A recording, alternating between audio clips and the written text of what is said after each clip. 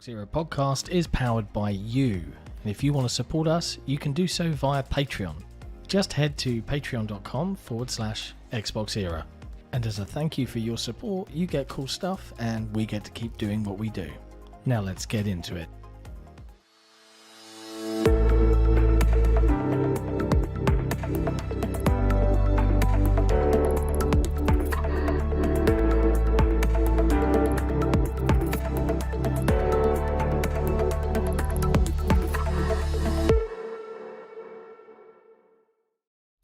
Γεια σας και καλώς ήρθατε στο επεισόδιο 110 το XboxEra podcast. Ζόκα, τι κάνεις φίλε? Καλά, εσύ πώς είσαι ρε? Τι κάνεις ρε εκεί? Τα ίδια. Μπράβο. Έχεις παίξει καθόλου παιχνίδια στο Xbox σου? Τι παιχνίδια ρε? Δεν έχω παιχνίδια να παίζω. Τι θα παίζω εκεί με τον πόλο μου? Δεν έχει παιχνίδια καθόλου το Xbox. Okay, sorry guys, that was just a little bit of a joke there. Welcome to episode 110 of the XboxEra podcast. As you can see, John's not here with me today, so unfortunately for all of you, I am hosting. But we are fortunate enough to be joined by Zalker87. How are you, mate? What's up? Good, man. Good. Glad to be here. We obviously had to translate the Greek welcome, so yeah. Yeah. So to translate, we basically called each other Malakis, and then we moved on, and then we said that Xbox has no games, and it was Xbox great. Has no games. He asked me what I've been playing, and I said nothing, basically, because there's nothing there. So we're having a good time over here, man. I asked him if he's been playing anything on his Xbox. He said, Xbox has no games. I said, of course. How could I forget that Xbox has no games? Yeah. So yeah, it's a good time. Don't worry about it. How you been, mate? Good, man. I'm doing really good. Just having a lot of fun. I've actually been playing a crap ton of Apex Legends since the new season came out. Like a shit ton. Yes. And, didn't the mobile version come out too? Oh, sure. Yeah, I mean, I'm not. Trust me, man. I push rank like I'm insane. But yeah, they brought out a mobile version. I think there's like a mobile exclusive hero also. So I don't know. I just been going crazy with that and having fun playing with my buddy pushing ranked. By the way, Gaz from Gaz on Daily has literally said, "Oh, I'm going to push rank with you." And then he gets on last night and he's like, it's not installed. Sorry. So he's been dodging me because he sucks at the game and he can't keep up. Yeah. So I'm just throwing it out there so everybody knows. Hit Gaz up. Don't say happy birthday. Just say you suck at Apex Legends. That's all. Tell me something. What does push rank mean? We want to rank up. So we want to get up to as high as we can. Like I got to Diamond before, Masters, Apex, Pred, whatever. Just I like pushing rank. I'll push rank in Rocket League with you too, bro. I'll get you to champ easy. Come on now, bro. I'm there. I'm in champ. I'm pushing like I'm champ too. I'm pushing more to I want to see how far I can go. If you play with me and my buddy, I have a buddy named Larry. My buddy Larry was a grand champ, so he was like one of the top 500 in the world, I believe. So if you play with us, man, if you play with us, man, we'll get you. If we do trios in there, I got you, bro. Yeah, that'd be really good if we can do that for sure. Yeah. Now, obviously, we could go on about this. Me, I only ever play. Everyone knows me. I just play Rocket League. I play Fortnite, and the odd, whatever here and there. I was playing Trek to Yomi a little bit. I was playing, a little bit of Guardians of the Galaxy, stuff like that. I'm very boring when it comes to games, and I play the same couple of games over and over. I played too many games. I played too many. I beat Trek to Yomi. I beat Guardians of the Galaxy when it came out. I beat Trek to Yomi in like one sitting, man. That game was very simple. Just kind of. But did you get all the achievements and stuff? Hell no. I beat that game and I was like, I'm done. It was just it overstayed its welcome. Even though it was only 4 or 5 hours long, I still was like, this should be a 3-hour game. Like I just really? It felt long. Yeah, it just felt kind of like I was like, I'm kind of done with it. I'm ready to move on. It was beautiful to look at, but ready to move on from that. And then I've been playing a lot of Assassin's Creed. Myself. You can't help Which yourself.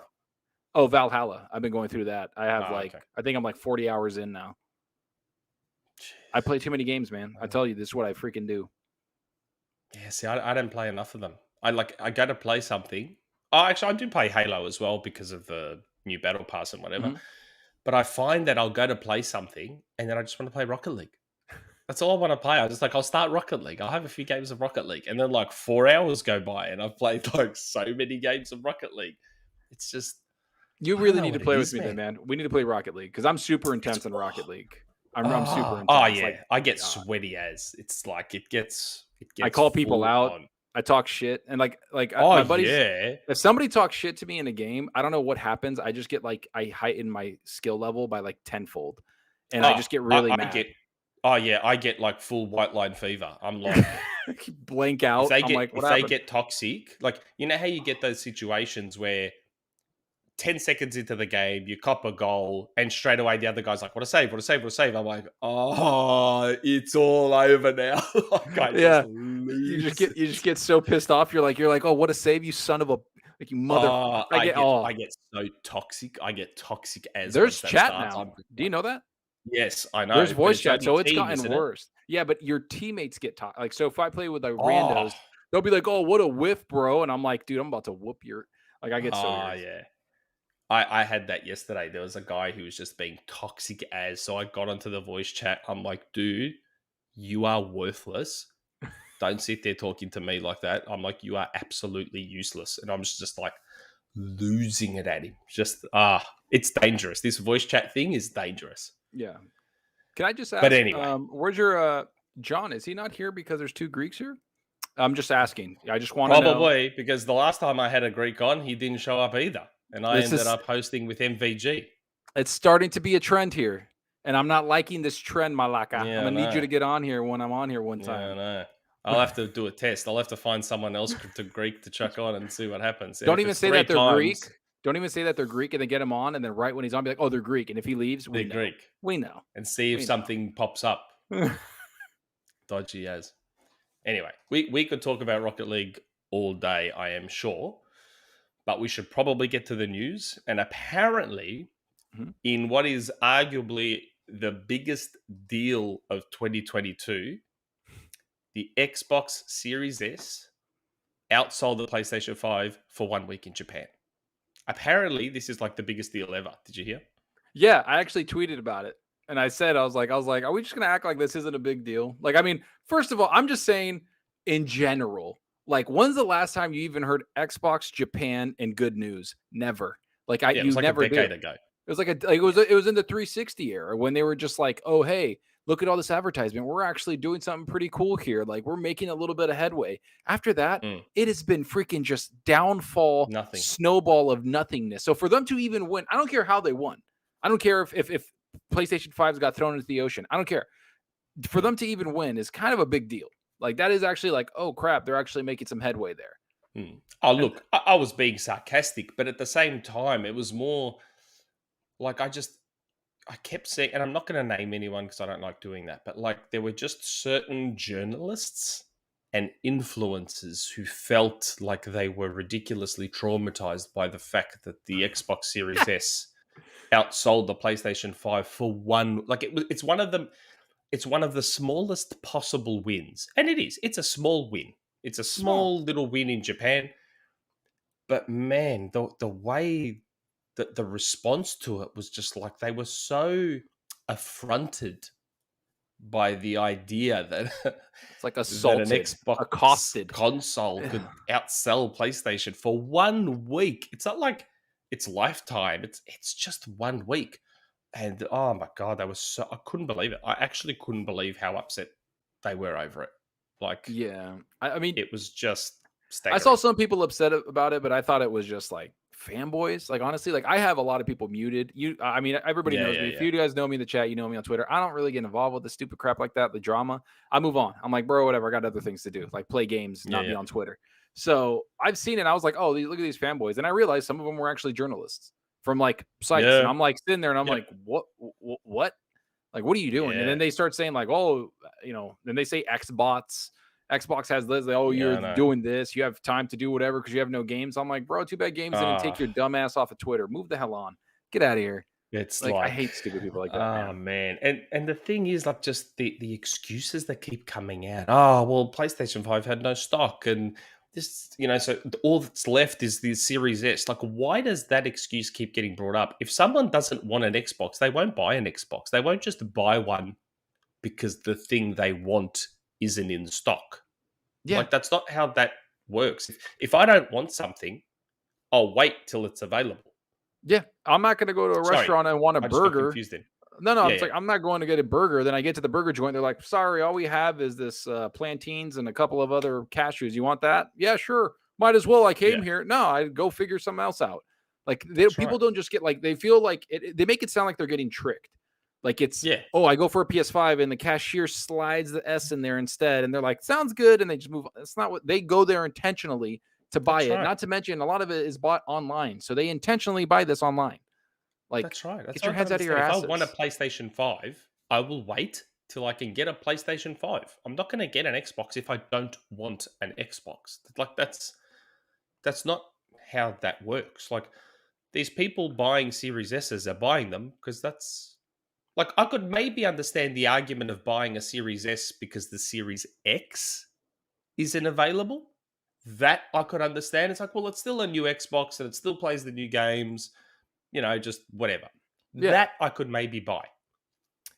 But you want a PlayStation, you can't get one, so you get a Series S? Like it makes no sense. It doesn't make any sense. Like people, like once you start putting logic into things, a lot of these arguments and these narratives and these goalposts moving, all this stupid crap just starts moving away. Like, did you see, like, I know the topic, this thing's been beat to death. Did you see me moving goalposts with Starfield Redfall or anybody that I know that isn't our community? No, we were like, damn, that sucks. Xbox needs to do something for holiday season because we want to keep things accountable. We don't make shit up. We don't make things up. We don't put stuff out there to just push a narrative. That's not what this is. Like, Xbox winning in Japan, to me, I was like, cool. But you know what the broader thing is people are talking about this thinking that the pie is growing. What they're not realizing that consoles in Japan, the pie is just disappearing. Consoles are not selling well in Japan in general. It's all Switch. It's all Switch. It's all mobile. It's all that stuff. So that's the thing. That's just a foolhardy, straight up honesty thing that's happening in Japan. There's no working your way around that shit. Sorry. Move on. Like, so for it to still sell well is good though.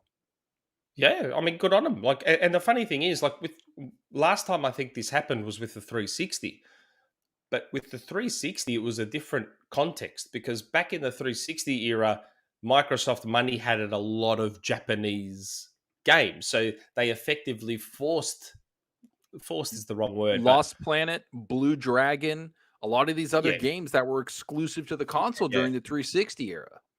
Yeah, and they did that as a way to kind of try and force people to buy a 360. With the Series S, there's no Japanese exclusives. They're buying it because they want it.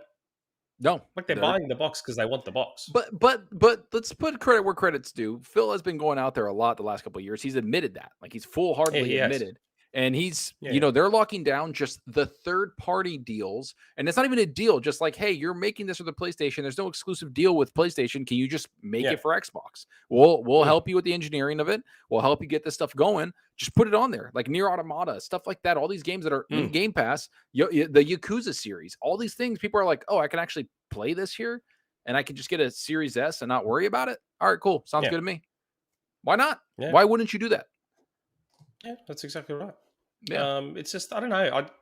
I never understood the weird arguments. Like apparently everyone buys PlayStations for all those exclusives. So why would they then go and buy a Series S if the PlayStation 5 is unavailable? No, people don't buy. That's another argument that falls apart. Like I'm sorry, that whole narrative of PlayStation, people buy it for their exclusives. I've always been an adamant person that it's like, I'm adamant about this. That's not the reason why people bought PlayStation. I'm sorry. The beginning of the generation of PS4, PlayStation didn't have, it was literally called the Indie Station. They didn't have exclusives. They had Bloodborne and a couple other ones, but that's not the reason why people bought that system. No, it was because of the price, the power, and Xbox shot themselves in the face with a shotgun. That's why they bought the PlayStation. That's exactly what I've always said. It's the exclusive thing is a bit of a myth. Like it is. Or I shouldn't say it's a myth, but its significance is not what people make it out to be. Because I've always said if exclusives were the be all and end all, the Wii U wouldn't have been such a failure. The Dreamcast definitely wouldn't have been such a failure. There's a lot more context around why a console may or may not be successful as opposed to just the exclusive games on it. Because it's true. The first year of last gen... First 2-3 years. If exclusives were the deciding factor, then Xbox would have started that gen totally kicking ass. Yeah, they would have dominated because they had the best exclusives. By far. Yeah, like it wasn't even close. There's a lot of context, but look, we could have an entire podcast just on that topic. Oh yeah. For me, it was just during the week, I remember seeing the story. Series S outsold the PlayStation 5 in Japan for a week, and I was like, cool, good on them.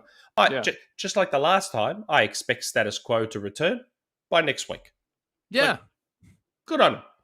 Yeah, cool. But you got a small victory, and you've already sold more Xbox consoles this generation than you did in 5 or 6 years last generation. Yeah, so good on them. If people don't see that, like in a year or whatever it was, less than a year, they sold more. Like it's like if you don't see that trend of like, well, that's a drastic change, then you're delusional.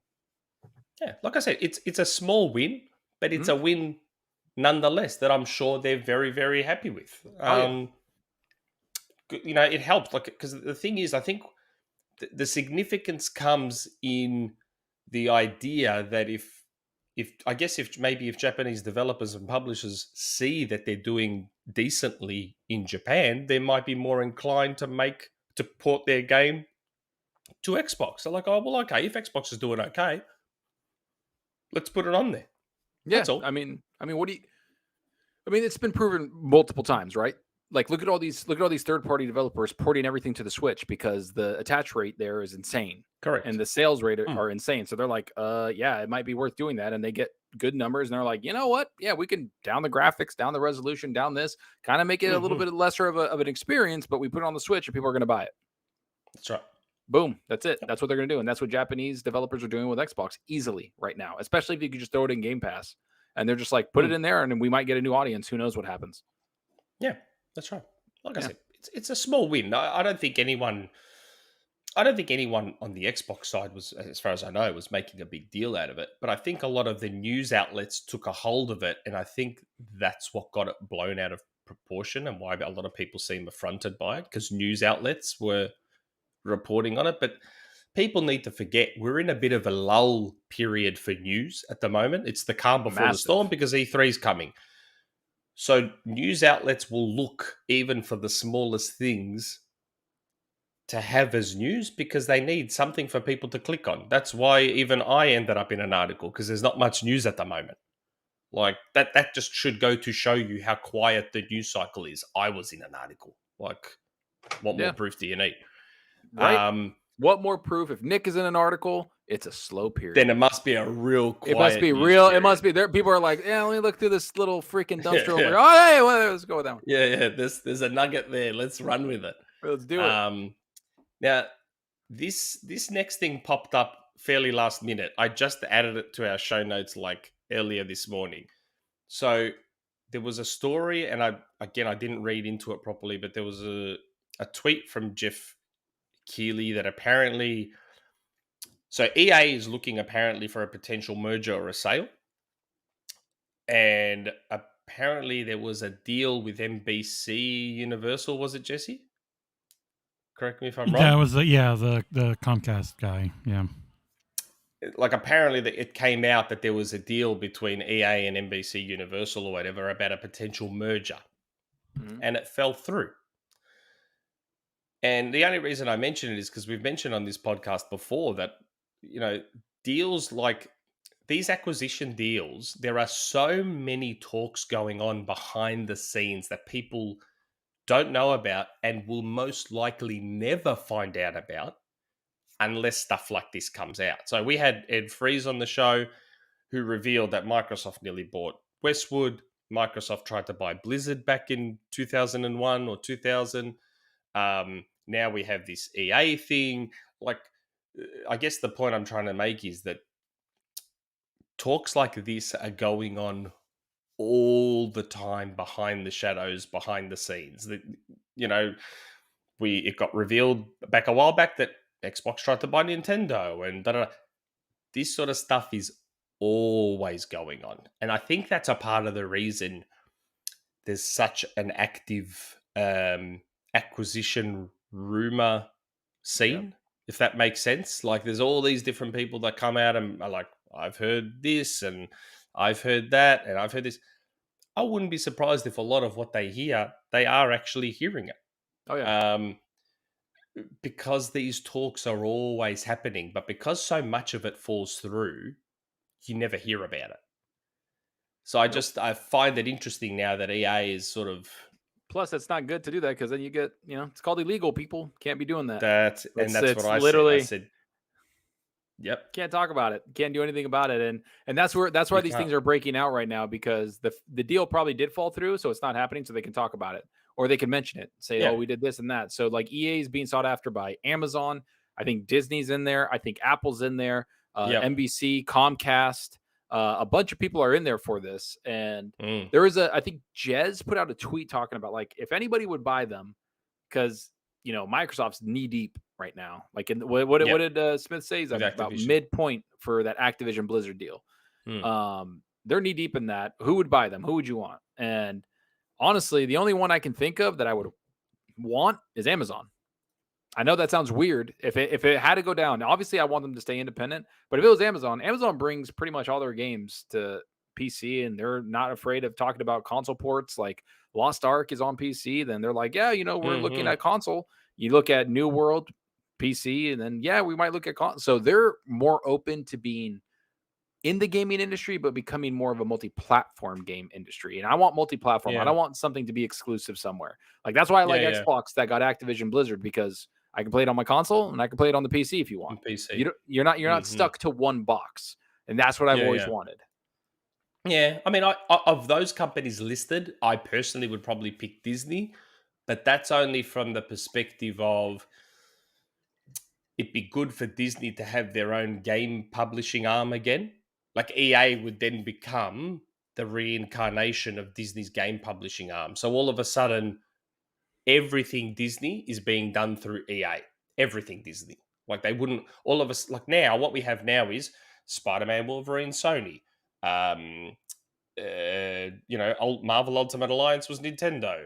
Guardians of the Galaxy was Square. Avengers was Square. This might be Xbox. That might be EA. Like, it's all sort of disjointed and just sort of all over the place. Would you see that happening, though, after what happened with Battlefront and then Disney pulling the license away from EA? No. I'm not saying I see that happening. I'm just saying if it was my choice, if I had to pick which I'd prefer, just from a cohesiveness and consistency perspective, I'd want Disney, only because then everything Disney is funneled through EA. And I'd work under the assumption that Disney would crack the whip and EA wouldn't be able to just piss fart around and do whatever the hell they want. Look, if it wasn't for Activision, I would not be surprised if Microsoft was very, very interested. Oh, of course. In EA, I'm sure they're looking at it now. I'm sure they're looking at it now. I'm sure if there's rumors around, I guarantee you they've thrown a couple people to be like, go look at this, see what's up. They're probably casting an eye over there, but they would be somewhat distracted by obviously Activision Blizzard. It's funny though that story came out about them being roughly halfway through. Now, if it was announced in Jan and we're halfway through in May, that's 4 months. What's another 4 months? September.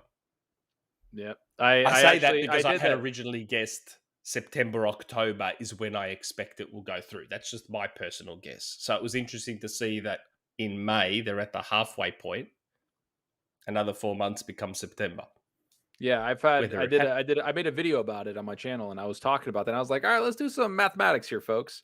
I was like, this started probably October, November when they were talking, right? There was no papers filed. This is negotiations only. December, negotiations start closing down. January, they announce it, which means they file it and start the process. I was like, so now from then, I was like, that's the timetable right there, January. So I was like 4 months. And if they're at the midway point or the beginning of the midway is how he put it, I was like, we can look at October, November, and then you start looking at other things around the industry. You start looking at, Diablo's been very quiet. Overwatch 2, they're starting to do stuff, move things. They're bringing out a lot more mobile games, right? Blizzard's still acting like Modern Warfare. And then people thought, oh, nothing's going to happen because Modern Warfare, but Sony just released all of their games they have marketing deals with. Modern Warfare wasn't on it. I found that very odd. Yep. A lot of people did. So they had Avatar, they had all these other games on there, but no Modern Warfare. So I don't know. I think, maybe this holiday season we start seeing some stuff. I mean, would something like let's say the deal does close in October, just hypothetical. I mean, I most likely think maybe next year, early next year, maybe February, March. But just to be safe on the safe side, let's say it comes out on October. Do you see all of the Call of Duty games dropping into Game Pass as something that can help mitigate the damage that Starfield and Redfall did, or just all the Activision Blizzard stuff. Old ones, and then the new one. Obviously, if they own them, the new one can drop there. Can it though? It depends on the Sony deal. It depends on the Sony deal and what Sony deal? They don't have any marketing rights with them. Yeah, we don't know that for sure though. Like, I know that the Call of Duty logo wasn't up there, but that technically that doesn't confirm 100% that there's no deal in place. It's not confirming, but it's also indicating something else to me. Yeah. I'm just saying, I'm just throwing it out there as a thing. Like it's not making it exclusive, just like MLB The Show. It's not making it exclusive to Xbox, but if you put it on Game Pass, why not? You own it. Yeah, it's yours. Right. Why can't you do it? Look, I'm a firm believer in Microsoft. You know, when there's contracts like that in place, once they've acquired someone, I'm a firm believer in just tear up that contract. Like, if there's a deal with Sony for COD, once you own Activision, tear that contract up. That's just my personal belief. Microsoft have always sort of leaned towards, we're going to honor existing agreements. We're going to leave everything in place. And the talk always was that the COD arrangement, whatever that is still there till probably at least 2023. So that's the only reason I thought, because we all saw the Resident Evil contract. I myself got a copy of it. And that explicitly mentioned Game Pass. It said, you can't put Resident Evil 8 in Game Pass. So maybe the COD deal has something similar about new CODs. I don't know. I'm working under that assumption because I'm that's sure how they're going to let works. if the contracts have things, they're going to let that go because they don't want to get into any trouble. Because that's what I'm saying. This is why FTC, they're pushing, but because Microsoft plays nice. No matter what anybody says, I'm sure they're cutthroat, but when they want to get something, they'll play nice for a little bit. That's just how they are. But that's for the biggest franchise in Call of Duty. I don't think that involves Diablo, right? They had the marketing rights to Diablo 2, the Resurrection, last year. Oh, Diablo's a different story. I was only talking about COD. Diablo, I'm in a completely different space with Diablo. I personally think that a small part of the reason they want this deal ASAP is, I personally think that should the deal go through sooner rather than later, Microsoft will pull a Psychonauts 2 on Diablo. That's what I think. Oh, yeah. I think what they'll do is the PS4 and Xbox One versions are officially announced, so those will remain. Technically, next-gen versions of Diablo 4 have not been announced. So what I think they'll do is they'll bin the PS5 version and only keep the PS4 version. And if you want to play Diablo 4, via backwards compatibility on PS5. That's what I think they would do should the deal go through before Diablo's details. Don't give it are the out enhancements and have like the best version on Xbox. Yep. They'll do a Psychonauts 2. Which is funny because that's something that one executive from Xbox brought up a few years ago. He said we're going to have the best experiences on our console for our stuff. So that kind of did fall into Psychonauts. That kind of does fall into if Diablo does that, and that kind of falls into if Overwatch 2 comes out. And people don't understand, like Overwatch 2 is massive. Like Overwatch 1 sold over 50 million copies. Like this is a massive franchise. So they want to get that in there, and that's a massive AAA game coming too. Yep. Yeah, and I think they'll do similar there as well. I think they'll say, let's scrap the PS5 version, let them have the PS4. So we're still on PlayStation, as we said, we're still putting stuff on PlayStation, but they'll scrap the PS5 version. It's another interesting loophole that I don't think enough people thought of when talking about this stuff and what they're going to do to please the FTC and all that. Because if they put games on PS4 and not PS5, they're still putting the games on PlayStation, aren't they? Yeah. And we have I'm going to put this out there because it kind of goes in what we're talking. We got Stefan McIntosh. He puts a super chat. He says, Xbox are buying Activision to make Blizzard exclusive, in my opinion. I think Microsoft is buying Activision Blizzard because of that PC and mobile. Number one, mobile. Number two, they get to go into that PC realm and actually get people to join because they have a lot of exclusive. Because I've always looked at Blizzard, no matter what anybody says, they're my favorite developer of all time. They are a PC-centric developer and a PC-centric publisher. And if you get all of Call of Duty PC players on there, not to mention all of World of Warcraft, everything else, like Overwatch and Diablo and all the RTS games like StarCraft on there. It is a PC move. I have said that since the beginning. And I've said this since the beginning. I mean, Jaffe said this on RDX on Tuesday when I was there. Michael Pachter said this. Consoles are kind of moving away in the next 10 years, which sucks to hear. But at the end of the day, it is like if you look at every advertisement for Game Pass, at least from what I've seen, it says PC Game Pass has games. PC Game Pass has this. PC game, it's all PC. And I'm like, geez, like they're flooding that because that's where they know the potential growth is. They can get 25, maybe 30 million console gamers on Game Pass subscribed, and that'll be a good foundation, but they can get exponentially higher with PC gamers on top of the and console mobile gamers and mobile gamers. And listen, the mobile games that they're announcing, like Diablo Immortal, I know people gave it a lot of crap. I made a video about it years ago, like going, what the hell are you talking about? It looks fun, and so does that Arclight, the Warcraft game. Like I was like, you know what, you son of a bitch, you got me. I'm gonna play the shit out of that game. That's just me. Yeah, well, I think Fortnite's probably doing quite well for them. Oh yeah, because remember the only way to play Fortnite on mobile right now is through xCloud. Although I think Nvidia just announced something. Nvidia, I think Nvidia is working on something, and then that mobile. But the funny thing is, when they announced that launch for the Fortnite thing, Xbox went down for like 4 days. It went like down for like 4 days, and everybody's like, "It's not related," and I'm like, "Is it though? Like, is it though?" I reckon it might be.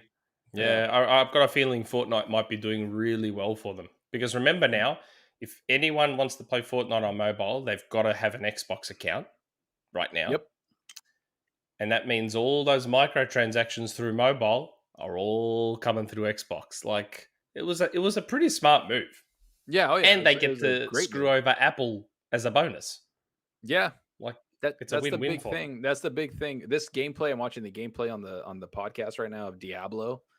I want to play this game so bad.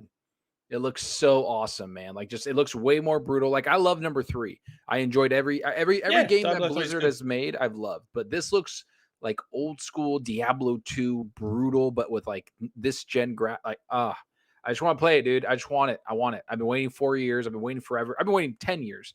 I love games, man. So this is what I want to play. I'm gonna play like whenever Blizzard releases a game, like legitimately, even last year with Resurrection. It's an event for me and my buddies. We go hard in the paint. We just sit there and play for hours on hours on hours. And anybody that's a PC gamer out there, even if you have a PC, play Diablo with a controller. It is revolutionary. It is way better. Way better. Not even close. I wouldn't know. I only play on console, so I wouldn't even know. No. I like Expand your horizons, man. Well, I've got a Surface Book, and it can run games technically. But like, it's not the proper gaming PC experience. There's no such thing, bro. It's a Surface. You just play. Yeah. But yeah, no. I mean, look, I got Diablo 3 on PS4, and I enjoyed it. I beat it on Xbox and PC. Oh wow. Because I'm a loser. That's what I do. I don't know. My favorite Diablo game was even though it wasn't technically a Diablo game, but my favorite Diablo-like was Record of Lodoss War on Dreamcast. Damn, that's a deep cut. That was such a cool game. And I remember playing it and it was a literal Diablo clone. Mm-hmm. It was Diablo in all but name. And nice. I remember I've still got my copy on Dreamcast, and that to me was my favorite. But Diablo 3 is very, very good, and I will most likely get into Diablo 4 because it'll be on Game Pass. So yeah, why not? Oh, why wouldn't? Only a few weeks for Diablo Immortal on mobile and PC. I signed up for both, man, mobile and PC. Did you sign up for both too? Oh yeah, I've been signed up for the mobile ever since it went up. I just never got in. Yeah. I'm signed up for both. I'm looking forward to it. All my buddies are. We're kind of skeptical because it was built for mobile, but I'm like, hey guys, it's a new Diablo experience. Screw it. Let's do it. Even if we just beat it once, move on. But I'm going to get deep into those classes. We have a question from East Coast. It's not a super chat, but he kind of weird when he says, Nick, why isn't Xbox investing new AAA veteran studios? Sony seems to be going after them. I think it's a smart idea for the future, as those studios might favor Sony as a partner. Bethesda and ZeniMax are veteran studios that they acquired. Blizzard is one of the most veteran studios that they've looking to acquire. Same with Activision. Those are all veteran studios. I've always said this since the beginning. Sorry, Nick. I know this was towards you, but No. one of the biggest things that everybody doesn't see is that after 2018, they created a studio, bought a lot of new studios that didn't have a lot of, leadership they knew too well. I'm sure they trusted them. But then once that stopped, that E3, they went after In Exile and Obsidian Entertainment, have some of the most well-respected veterans in the industry. And then they didn't buy anybody new outside of well-respected people that are led by good teams. That's all Xbox wants. They want good leadership from the top bottom because they realized the initiative, Playground Games, all these other ones, building new AAA studios is hard. Very hard. So there you go. Yep. Well, but the thing is, people forget that Sony's acquired most of their big name studios. Oh, yeah. Like, Naughty Dog was acquired. Insomniac obviously now was acquired. Santa Monica is probably their one big internal studio success story. Like, Santa Monica is incredible. Yeah. But most of the others were acquired. Like, this is the thing people forget when they talk about it. But just Sony's been doing it a lot longer, and I think people forget that. But that's another potential tangent. Cade Forever put in a super chat right at the start. 2 Greeks, 1 cup. Yeah. We're not that close yet, but we're getting there. Don't worry about it. Yeah. But I mean, the funny thing with Greeks is, like, Greeks have this weird thing, and maybe it's not exclusive to Greeks. I just find it's very common with Greeks. When someone finds out, like, if you meet someone and you find out that you're both Greek, it's like you instantly become best mates, and you're probably related somewhere along the line. Somewhere, you either know somebody or somebody. You're like, oh, this guy, you know Nick, like, yeah. I used to Greek dance with him over here, like at the church, and you're like, oh, it's exactly how it is. Like, we just bought a new car recently, and I'm not going to brag and say what kind of car, but we bought it off an old Greek man. Turns out he was this old Greek guy, like an old Greek millionaire. Beautiful. So anyway, I went to his house, checked out the car, we started talking. And it turns out that he's like family friends with one of my parents' family friends, and they all know each other. And it's like, oh my God. And that is the thing. That's how it is with Greek people. Like, dude. They meet, and then it's like, nah, we must be related somewhere along the line. Or I've been in the common restaurant mutual business. friends, or dude, I've been in the restaurant business my whole life. My father was a restaurant owner, right? That's, it's the way he provided for us, which is awesome. But every time I go to a restaurant now and I hear like Greek, I'm like, oh, and the first thing they ask me is like, who's your father? That's the first thing Greeks ask. Who's your father? So that is the number one thing. They're like, who's your father? Where's he from?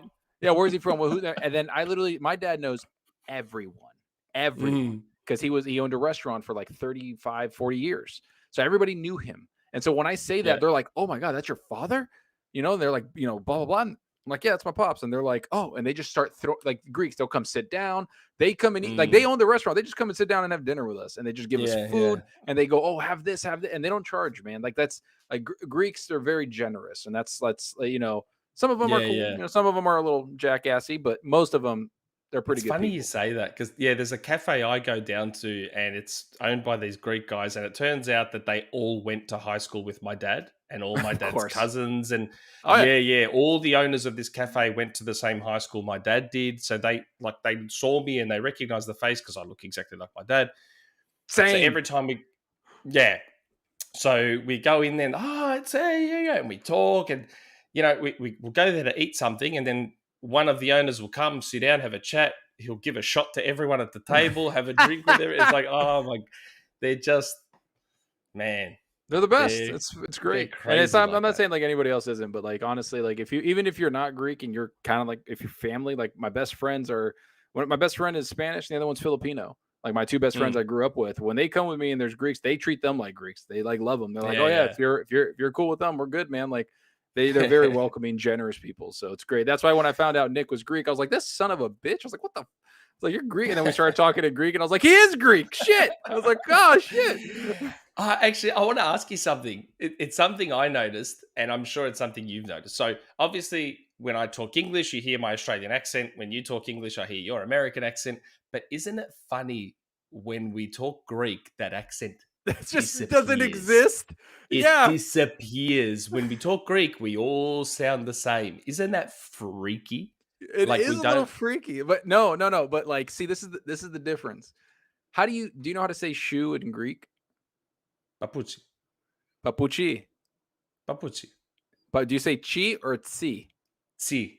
Tsi. I say chi because my father's from the mountains of Greece, and that's how they say it. They The say dialect. so. The dialect. The yeah, yeah. dialect. So that's where it comes in a little bit, right? Like some people I say, oh, my papucha are over there, papucha. And they're like, what the hell is a cha? And I'm like, what do you mean? And they're like, you got to say Papucha. tsi. I was like, F your tsi. I'm saying it this way. That's why I grew up. Yeah, sometimes it depends on the word. Sometimes if I can't be bothered really enunciating the tsi, I'll say the chi. I'll say papucha. Like, I don't care. Dave, one thing about Greek people is they love telling you they're Greek. Fucking right, we Yes, do. 100%. You not see the fucking flag in the podcast waving, bro? We're not 100%. Dude, But it's funny, like, because Greek Aussies, we speak a lot of Greeklish. Yep. Or Gringlish, whatever you want to call it, and you forget. So when we went to Greece in 2018, I was ordering some food, and I wanted to ask for chips. And of course, in Australia, because Greeks are very lazy and we mix our Greek and our Hell English. yeah. If you want to talk about French fries or fries, because I can't say chips to an American because you guys don't know what I'm talking about. But if you wanted to say French fries in Greek, what would you call them? Patatas. But French what fries. type of patatas? Patatas Because they're not just potatoes. They're not just potatoes, are they? French fries, patatas tiganites. Okay, so the proper way to say it is tiganites patatas. That's right. Yeah. But when I went to Greece, I forgot and I said chipia because that's what we say in Australia. We just say chipia, and they looked at me funny, and I'm like, and I'm looking at them back. Like, what do you mean, man? Chipia, chipia. I want chipia. And they're like, we don't know what the fuck you're talking about. And I'm like, oh my god, that's right. Tiganites patatas. That's right. How could I forget that? It's like, it's so funny. Like, that's the thing. If we keep, we'll go on about Greek stuff forever. This is what happened with MVG. Gaz, you're a toddler. Let's go. What's the next topic? Oh, the next topic. I was just about to go. So yeah. Now, the other thing, obviously, PlayStation, old games are in vogue again now. Have you heard? Because apparently old games were the worst thing ever. But now old games are back in vogue because Sony finally revealed their first batch of old games. Classic for games PlayStation Plus. Yeah. As well as Ubisoft Plus Classics. So Ubisoft Plus will be coming to PlayStation, which is good. And Ubisoft Plus Classics will be coming to PlayStation Plus. So I think there's a selection of like 27 Ubisoft games that will be coming to PlayStation Plus, including Valhalla, which is quite a recent game. Oh, yeah. And Sony also revealed their first batch of classic games. Like there's, I think, a PSP game or two, a few PS1 games, and then there's obviously the PS3 selection, and then a bunch of PS4 and PS5 games. What I found weird about the PS4 and PS5 game selection was, and correct me if I'm wrong, but a lot of the list just looked instantly recognizable to me because I redeem all the games on PlayStation Plus when they appear. All the PS4 games, except maybe Miles Morales, looked like games that have already been on PlayStation Plus, like free PlayStation Plus monthly games. Yeah, they kind of just did that. But the one thing I saw with that list, like their new tiers or whatever, the funny thing is, the thing that stood out the most was their first party game.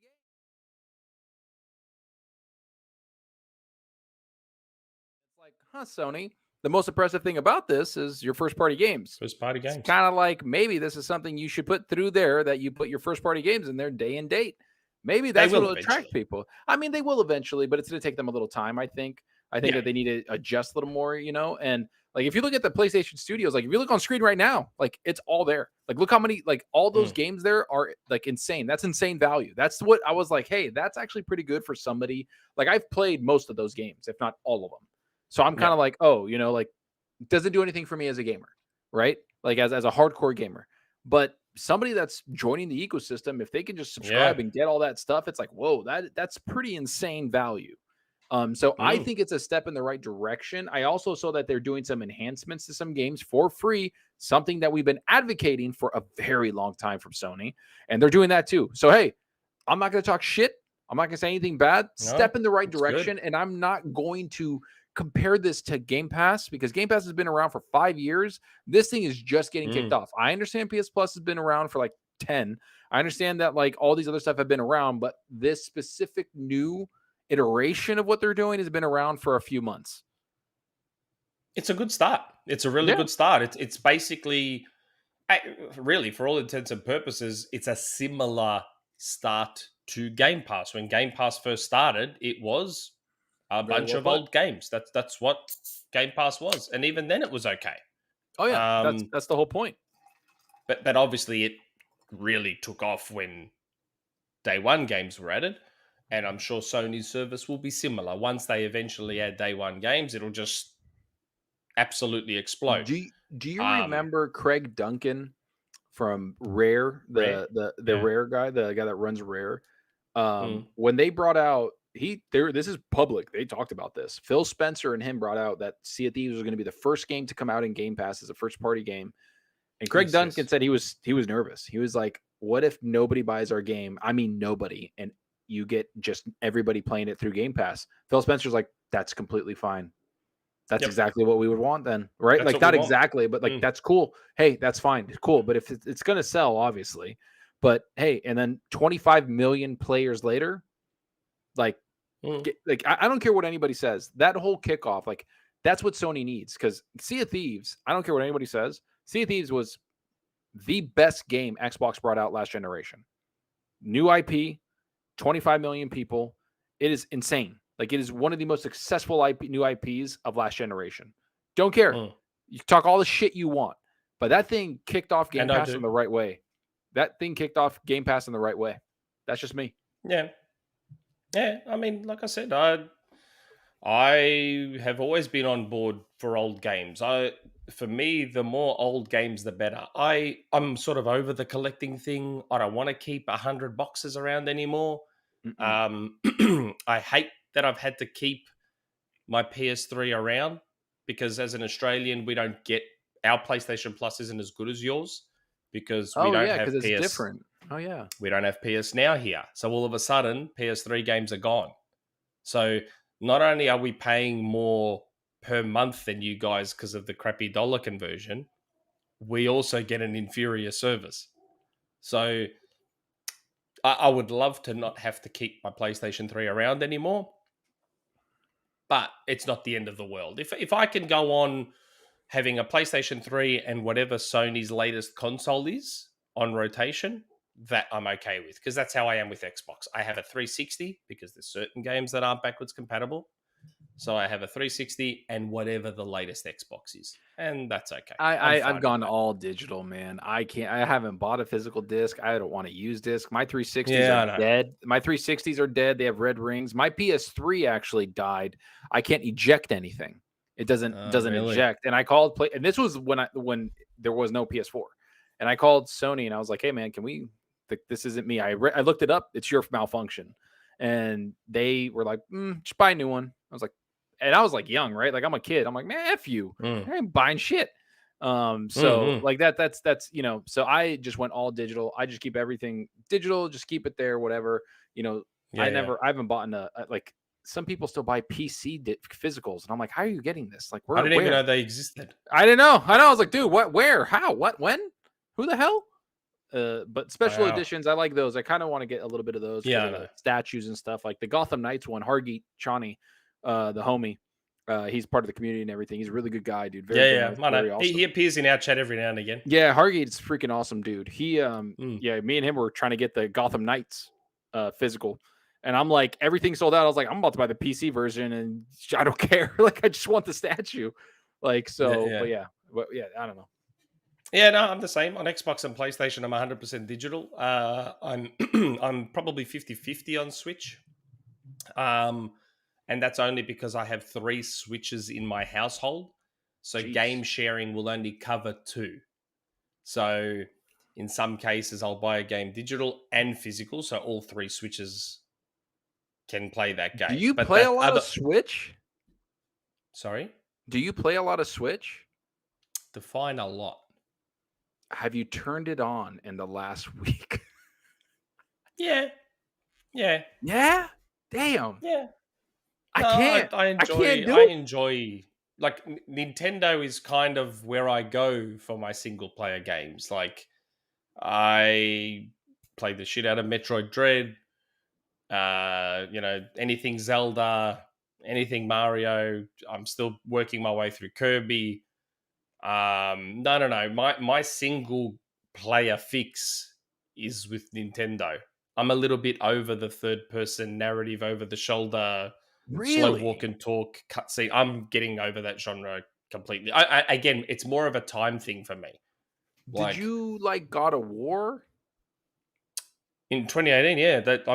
I'm permabanned from Reset now, but if you look at the 2018 Game of the Year voting, I voted God of War as my Game of the Year for 2018. I like how God you of threw War the is my perma. You're like, favorite. I'm permabanned, but let me just tell you, Yeah, I'm permabanned. But that sucks. if you check the 2018 votes for Game of the Year, I voted for God of War. God of War has always been my favorite PlayStation franchise. But again, that's a Greek nepotism thing.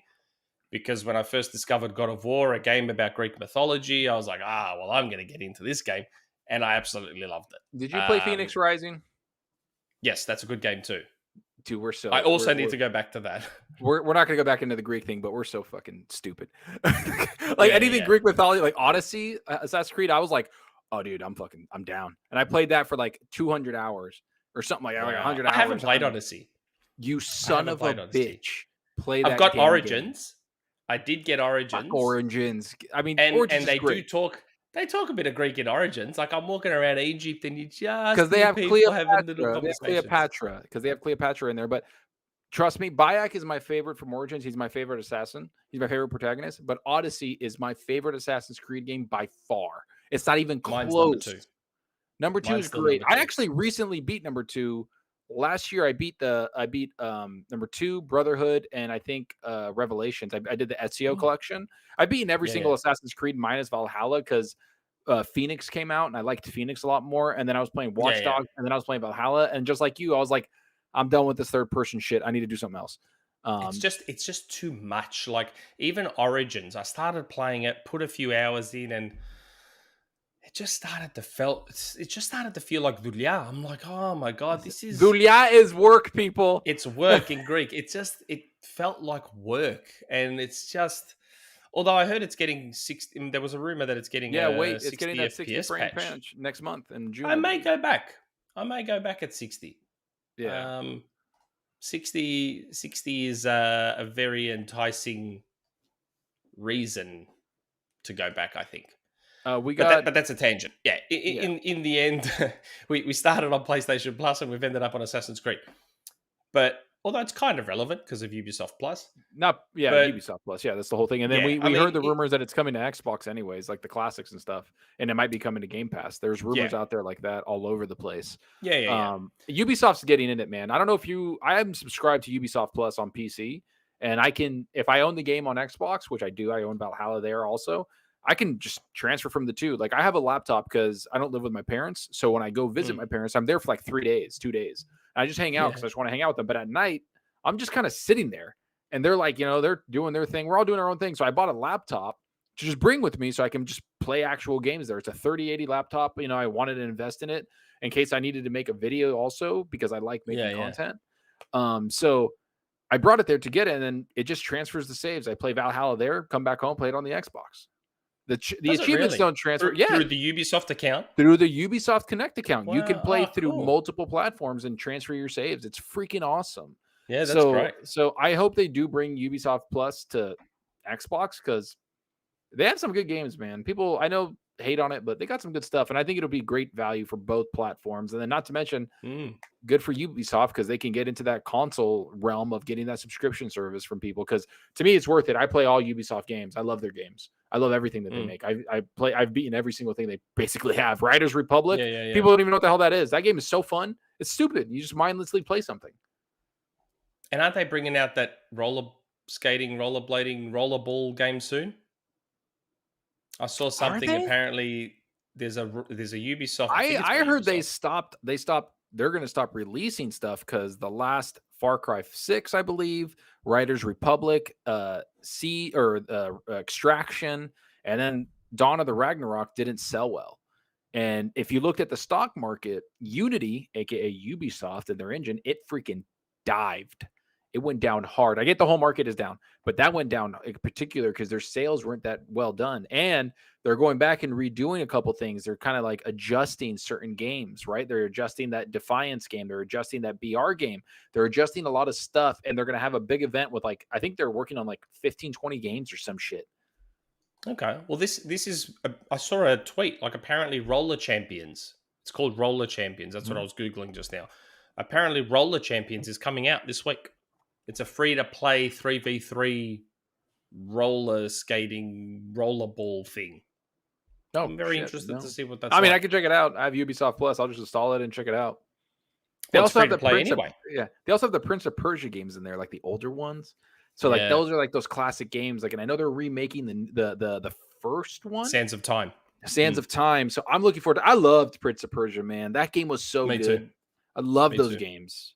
And I love the 2008 one. The one that was on 360, and I think it was on PS3. Was that the Warrior? The art, the sort of a hand-drawn art style, cel-shaded one. Yeah, that one was pretty good too, yeah. I like that one. The one at the time, the complaint was that you can't die, and now everyone has gotten used to the fact that you can't die in games.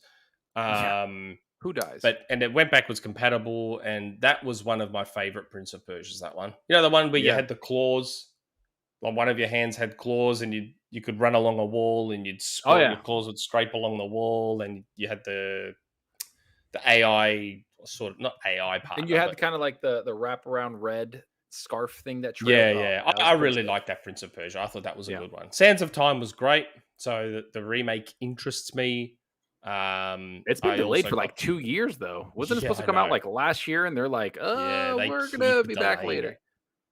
They keep delaying. I honestly think, man, I'm not even joking. I think 2 games scared the shit out of developers: Cyberpunk 2077 and Battlefield 2042.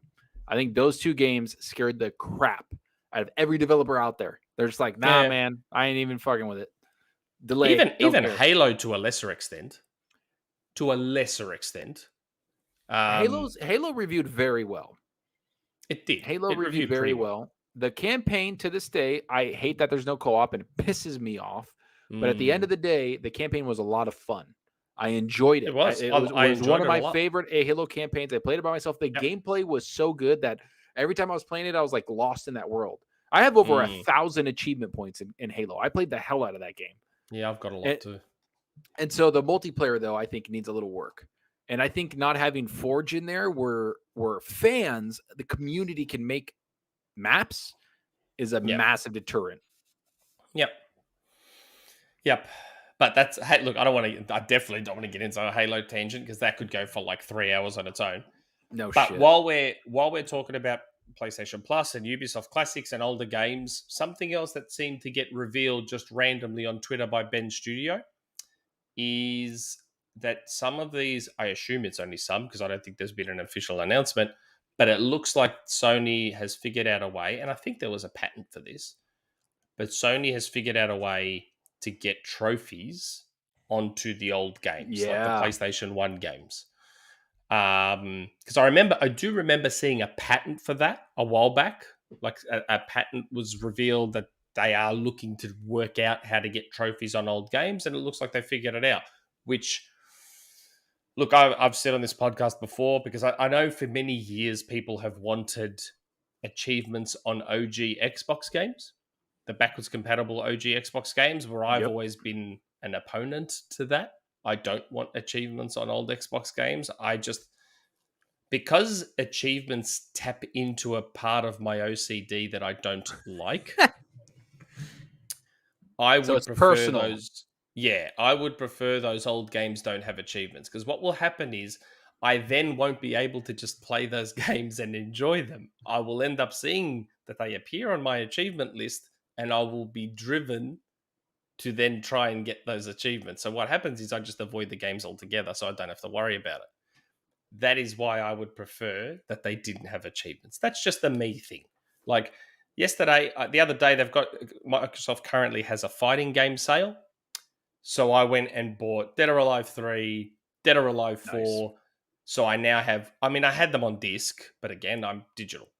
So I now have all the Dead or Alives, and I just booted up Dead or Alive 3 for shits and giggles. And then I just booted up Dead or Alive. I mean, Dead or Alive 4 is 360, so it has achievements. But it was nice to just be able to play Dead or Alive 3 to play it. Yeah. That's a part of the reason I love playing on my Switch, because I can just play the games to play the games, because there's no achievements that are eating away at my OCD to keep, I've got So to do do you think 100 of these achievements things. kind of ruined games to an extent? For me, they have a bit. For me, they have a little bit. Like, don't get me wrong. Back when achievements were a thing in 2005, I thought they were one of the greatest inventions in gaming ever, because it was something so brand new. Yeah. And it tapped into that primal competitive urge in a lot of older gamers, because we wanted to see our gamer score be higher than the other guy's gamer score. But what started to happen with me, and I was a big achievement whore, and I used to always go for the thousands, and I was on the xboxachievements.org forums, and I was full on with it. Like, I was part of this group. There was this global effort. I don't know if anyone will remember this, and those of you in the chat and who are listening, tell me if you remember NBA 2K6 or NBA Live 06, one of those NBA 06 games. There was an achievement for being online with like 3,000 other people at once. I know, and this is when it started to sour for me. Once they started doing these stupid, unobtainable achievements, especially online ones, it started to ruin the experience for me. But I took it very seriously. And, we on the forums, there was this global effort for everyone to jump on at the exact same time. Now, for me, Melbourne time, it turned out to be about 2 a.m. So I had to stay up till 2 a.m., log into NBA 2K6 or whichever basketball game it was that year. And we all had to log in at once, and bang, the achievement popped for all of us. That's how seriously I used to take achievements. But they wore me down. Between Gears of War seriously, then the club made fun of seriously and had their seriously achievement, which you basically can't get because no one plays the club online. Yep. Then there was other, like, as more and more unobtainable achievements happened, it started to sour achievements for me. Plus, people are like super gatekeepy with it. Like, they're very like, I've had like idiots basically like publicly go on Twitter and be like, let's look at Zalker playing his games, and they're like going through it, and I'm like chill out, bro. Like, it's not that serious. And then they look, they're like, oh, he actually plays games. I'm like, yeah, man. Like, what the, like, it's weird. Like, I actually had this idea. Like, I wanted to, like, any Xbox person out there listening, I think that it's unfair when you put 1,000 achievement points out there for people that don't want to play multiplayer. People don't want to play single player. Like, if they're like, I think they should break that up. I think there should be 1,000 achievements for doing the campaign, right? Like, hey, if you did the campaign, you get 1,000 achievement points. That's what shows up on your record. It doesn't have the 200 out of 1,700, and it looks like you never played the damn game because 1,400 is all achievements on multiplayer that people don't want to sit there and grind. Like, that's just it. Like, that's just me. Like, right? Like, have it separate. I'm the same. I've always said get rid of multiplayer achievements, full stop. I don't know about all that. I like multiplayer a lot. What? Yeah, that's fine to like it, but if there's no achievements attached to it, are you not going to play it? Like, I have all the achievements in Rocket. I'm not achievement. I have all of them, and it doesn't stop me from playing Rocket League, even though I have all the achievements. Like, if your game is fun, people will want to play it whether there's achievements there or not. Like, I know Crackdown did it. Crackdown separated the single player from the multiplayer achievements. There have been a couple of games that have done it. They're different clients, though, right? Like, when you launch Crackdown single player, it's a different client than Crackdown multiplayer. Different. It's almost like not a completely different game, but it's a different client. Sort I like of. that. Like do that. Like, right now, if you go download Call of Duty on PC, you can choose single player campaign, multiplayer, or zombies. You choose what you want to download. And then you can get those. Like, I think, why not have achievements for that? Not make them, but maybe developers put a little more effort. Like, hey, if somebody does beat our game on hardcore, they get the mass majority of the achievements for single player. Then multiplayer has like a big 0 on it, but it's a different client that you can download. And then boom, if you want to make that, you can go do that. But hey, if you just want to do the single player, enjoy the Gears of War or Halo campaign, there's a bunch of achievements attached to it. There you go. That's for people that like it. For me, I'm not an achievement getter unless it's a freaking game I adore. Like I need to really like your game for me to even look up your achievements and do them.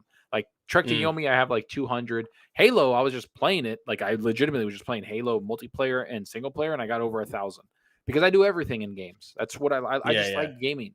So achievements, they're great, but I don't care. Like nobody's gonna like everybody that's like, oh, you didn't do this or that. Like, bitch, I have over 1,700 hours in Counter-Strike. I have over 1,400 hours in Rocket League. I have. I don't even know how many in World of Warcraft, and don't even talk to me about StarCraft. Don't even talk about all these other games. And Apex Legends, I have over 1,000. Like, and that's come at me the any which thing, way, isn't it? Yeah, and it's funny that's sort of related to last week there was a bit of a buzz about our friend Diana, who's been on our show, and I know that a lot of people were digging into her gamer score, and they saw that she had only like 9,000 gamer score or whatever, so started hanging crap on her for that and getting all gatekeepy about it. And that's the thing. Like I think to myself, wow, I wonder what my gamer score would be if Rocket League had come out 15 years ago. Like my gamer score would probably be super, super low because right now Rocket League is virtually all I play. But well, I've got what is your gamer score? You don't mind me asking. I'm not asking. No, okay. I think it's about 165K. I want to say. Mine's 84, 85. And it's because I started all over a year into the Xbox One generation. I made an entire new account because I didn't have my 360 account because my 360 got the red ring of death 3 or 4 times.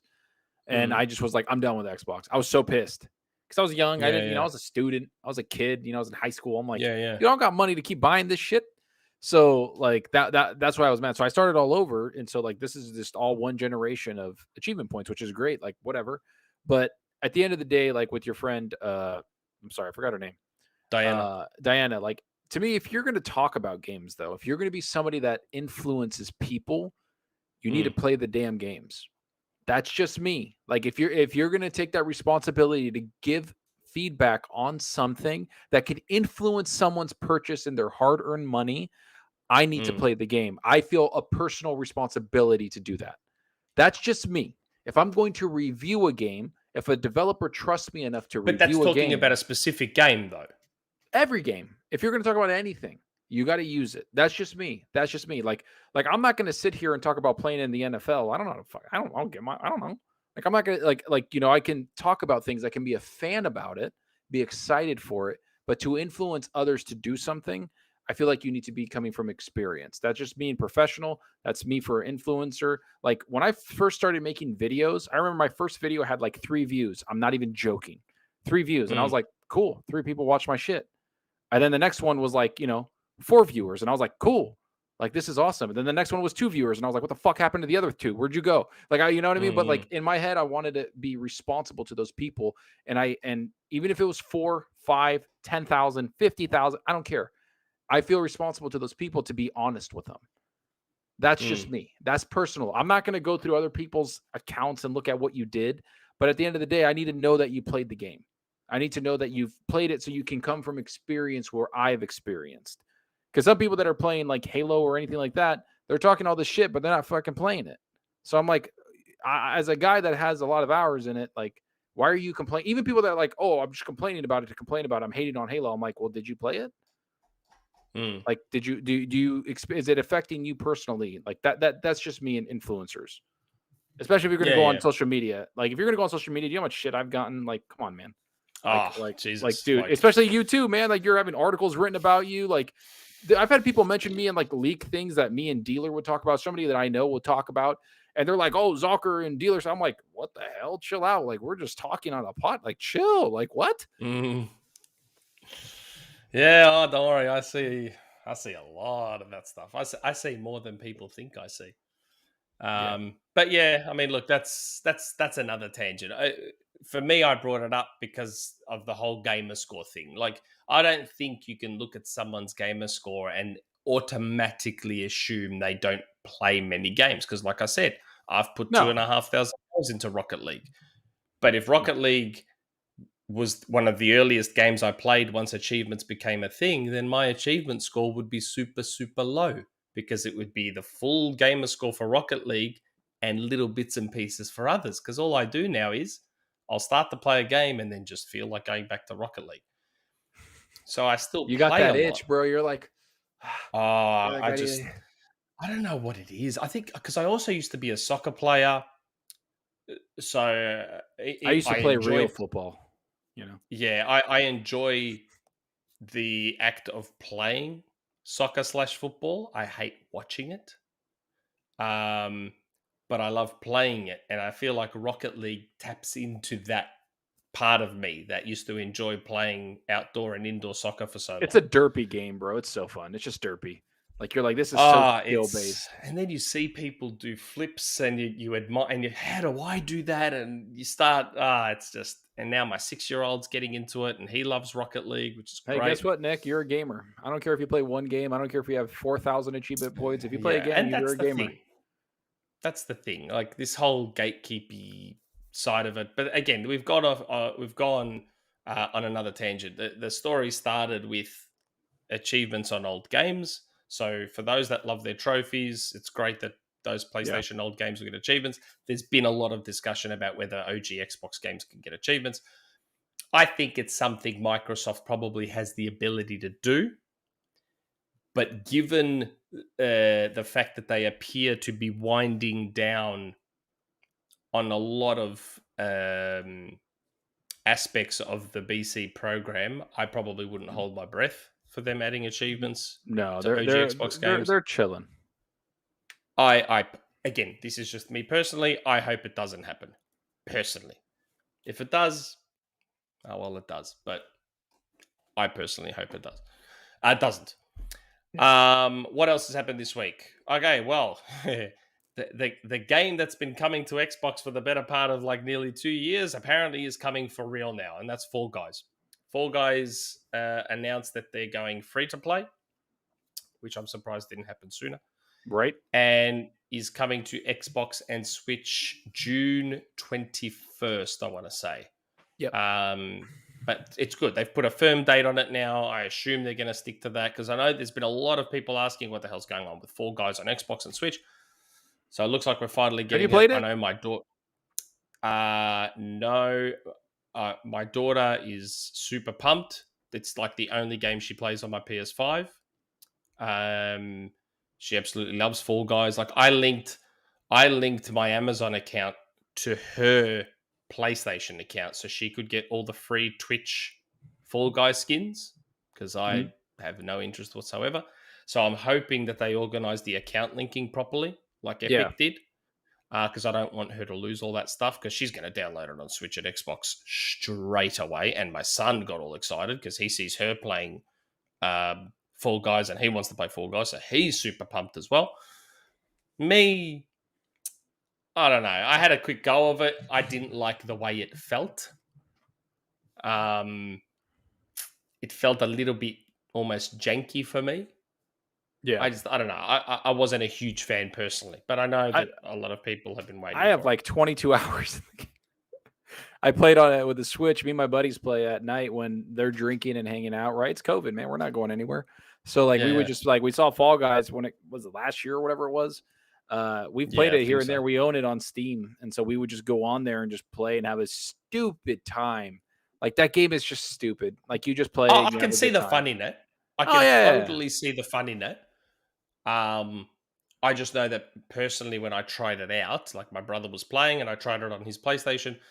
I don't know. It just didn't. I get it. Trust me, man. When we play, we don't play it often. We play it here and there, and like it's just random. But it's just so we like every time we play that game, I will say we laugh our asses off.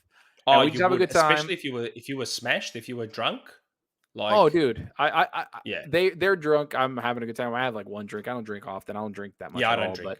But when you're drunk and just running around, like just screaming at each other, it is so fun. And that's honestly.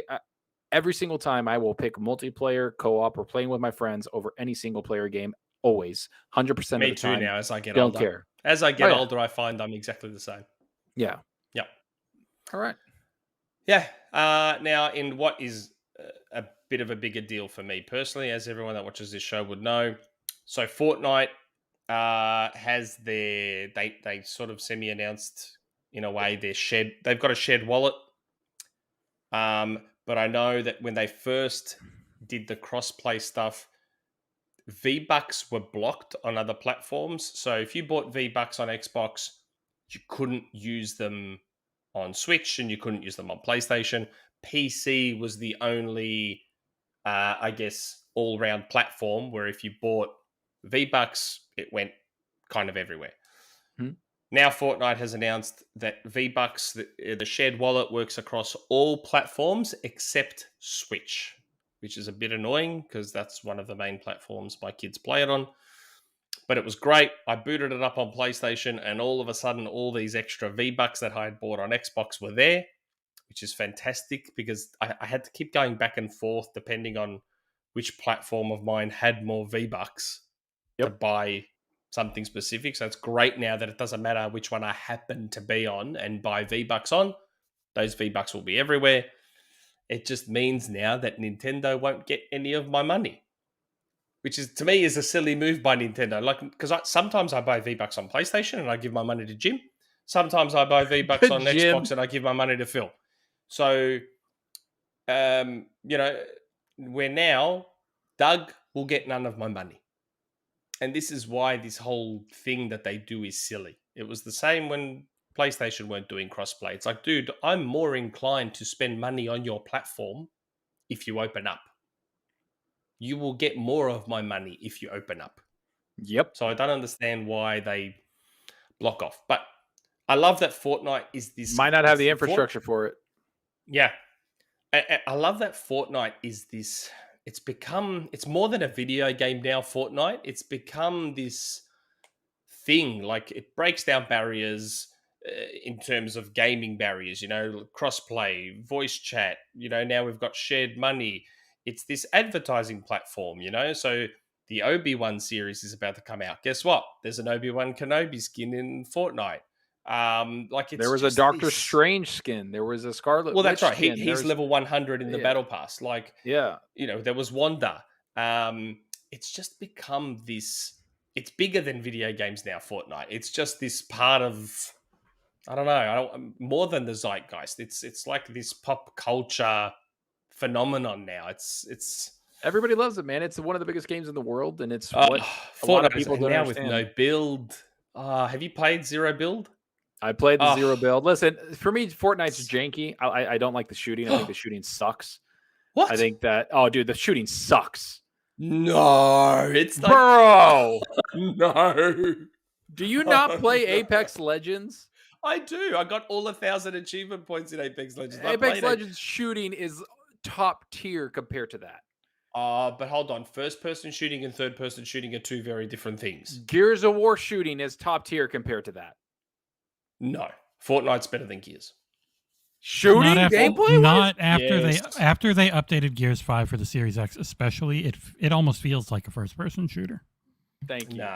Thank you. And remember who made Voice Fortnite. Of reason. Fortnite was made by the guys that made Gears, don't forget. Cliff Basinski and Rod Ferguson made Fortnite? Yeah. No. Cliff did. Yes, he did. Because I'm sorry. The shooting in Fortnite, to me, like when I'm playing it, like it's okay. It just feels janky. I don't know. The animations feel weird. And maybe it's the cartoony look of it to me. But I just, like, bro, if you're really saying that, I can't even fathom Fortnite's shooting is exquisite. Fortnite's shooting feels amazing. You're wrong, great. bro. That's so bad. Nick, you're a cool guy, but no. Fortnite. That's why I can't get into Fortnite. Like, first of all, I didn't like that somebody can build a mini mall around me while I'm sitting there going, what the hell is going on? And I'm getting my ass beat, and I'm like, all right, cool. But if you like, listen, I'm good at shooters. I'm fucking great at shooters, and I know that. If I go one-on-one with someone, I'm gonna take you out usually. Fortnite, I'm sitting there going, not like, Halo SWAT. I'll take you in Halo SWAT. All right, you're talking about SWAT. Where it's like one shot, one kill, right? Unless I can back it up. John made this same mistake because John's big in the Forge scene. He's worked with 343 even on Halo Infinite. He's massive into Halo. And I said to John, There's I said, two look, games. I'm not good two at games. We got to play then. We got to play Rocket League together. Then you're going to see me fucking pop off. Then we're going to play any first person shooter you got. Then you're going to see me pop off. I'm not good at Halo. I admit traditional Halo, I'm not great at. Halo SWAT, I'm a freak of nature. You're talking about the one where it's like one shot, one kill kind of thing, like realistic headshots. Yeah. No ask shield. the community. Ask Hargeet, who was in the chat. Who was top in the community? I was top killer in the community when we were playing. I had like 40 kills, 35 kills compared to everybody else. I'm just telling you, bro. You don't want that. John thought he assumed his Halo abilities would translate into SWAT, and I taught him a bit of a lesson. I said, mate, take me on in SWAT. Listen, I don't know about Halo abilities. I just know about first person shooter abilities. Yeah, I don't know. But wait. Are we talking like, can we play at our strengths? You're going to play with controller. I play with my mouse and keyboard then? Oh, okay. I don't play Halo with mouse and keyboard. I play with a controller. Then we'll do that. We'll do it. You're at your best and I'm at my best. Because controller, I suck with controller first person shooters. I don't know why. The only problem is I'd love to do this stuff more with people, but there's an obvious obstacle to it. And that is that I'm in Australia and you're all somewhere else. Chat, mark it down. Excuses are coming up right now. No, it's not an excuse. It's a reason. When I played John, I'm trying to remember what server we ended up on. We ended up on a UK server. So I took him on with like 200 ping and I still beat him. Like ping favors, higher ping gets favored. Shooters with higher ping get favored than people with lower ping. What do you mean? The people that have 200 ping, people that have like even Rocket League. So Rocket League is a very like Rocket League or shooters. Rocket League is a very precise game. You need amazing internet. People that have call it 250 ping comparatively to people that have 80 ping, the 200 ping get favored when the ball gets hit for latency because it needs to balance it out. I don't know why. It's just the way it is, the way they code it. I'm telling you. But what does it favor? They've had the lag compensation where they talked about it in the blog in Halo Infinite, where the higher lag person, their shots tend to register more often, and that's why it ends up feeling like you're being shot behind a wall, because on their screen, they shot you, but on your screen, you're behind the wall, but the game favors for the reasons of latency, and the higher latency people get that favoritism. Yeah, so the EA servers like Apex Legends, when you get behind a wall... No. When you get behind a wall in like Apex Legends, if you get shot, you'll die, and you're like, I was behind a goddamn wall. Well, to that person that's playing, you weren't, right? So it's the latency issue. That behind the wall thing that he's talking about is a big problem in Halo. Halo has that. They have that. I cop it all the time. As soon as I'm on US servers, I'm always being shot behind walls. Exactly. So like, it's not hacking. It's just latency because you ran behind the wall, it's not but hacking. that other person. But it favors the person with the higher ping. But if I'm getting shot behind the wall, then it's not favoring me. I'm not saying it doesn't go both ways. I'm saying that predominantly it favors the person with the higher ping. I'm just telling you, man. As a multiplayer-centric gamer, I'm telling you. I know. I'd link you the blog post, but I know you don't read, Nick, so it can be pointless. But just trust us. That sounds contradictory. It will, when you're both shooting at each other, and that really matters in SWAT, it will favor the person with the higher ping. Listen, Nick, when you start dying behind a wall, when you verse me, we'll just chalk it up to ping. You know, we'll go there. You know, then we'll do a little Zabekiko after because I just even Rocket League though. Like if I play with my mate Kevin from Canada, sometimes I'll see the ball like start teleporting. How is that advantaging, man? That's a very distinct. It's the code of the game. If you're both going for the ball, and on your screen, it shows you hit it. On their screen, it shows you weren't that close. The person with the higher ping will generally be favored by who the game gives the action to. So you're both going for the ball. On your screen, you see you hit it, but you've got a huge ping to the server. It's trying to compensate on everything. More often than not, it's going to have it where you hit it. People in the chat are like, Nick's world just got shattered. Dave in the chat. Nah. That's your face. You're like, I don't know. I don't think that so. Doesn't make sense. Argent said, join the Halo community game night tonight, bros. Let's play. Nick, you're all welcome to join as well. We have loads of. I played with him the other day. I actually played. I got randomly invited. Hargeet invited me into a party chat the other day, and I'm like, oh, okay. I was playing a game, so some like if you could see my room set up, my headphones are not like the headphones are there, right? They're not near the couch. So sometimes if I'm playing something and people invite me into a party, the reason I don't immediately join your party is because I have to get up and get those headphones. So if I'm in the middle of a game, I can't. So it's not me ignoring you. There's a physical reason why. I look forward to playing games with you, my friend. But I happened to have my headphones near me, so I jumped into a party chat with Hargeet, and there was like 12 of them in this party. Oh yeah, dude, they go like, man. I played with them for like 2 hours or an hour and a half, 2 hours. We were having a blast, bro. Just going around. It was great. Yeah, there was like Risket for the Biscuit, and Risket's awesome. I think Timmy, Drawn TJ, and all. There was so many of them in this party chat, and I have not been. It's been a long time since I've done the big Xbox Live party chat thing. It's been many, many years. So it was very, very confronting at the time because I'm hearing like a million voices coming at me at once. And I'm like, oh, my ears are ODing at the moment. Like, what is happening? But yeah, no, that was fun. There's also another super chat here from Jeremy G. Keep rocking. Thanks, Jeremy. Thanks, Jeremy. But yeah, I don't know. There's something... I don't know. I don't know about that whole lag thing. I'm very suspicious of that. That sounds like you guys trying You're going to be very suspicious of me too. I'm talking shit because I'm confident. Take away how superior I am. That's how it sounds to me. Oh my god. That's what you did there. A little flex. Yeah. What else happened this week? We've had rumors floating around of a Sony event in June. Which I find interesting. So it's almost... I also heard similar rumors about a Sony show in early June. I had a few people ask me on Twitter, and I asked my Sony source, said, hey, anything about a show? And they're like, yep. I said, do you know when? It's supposed to be early June.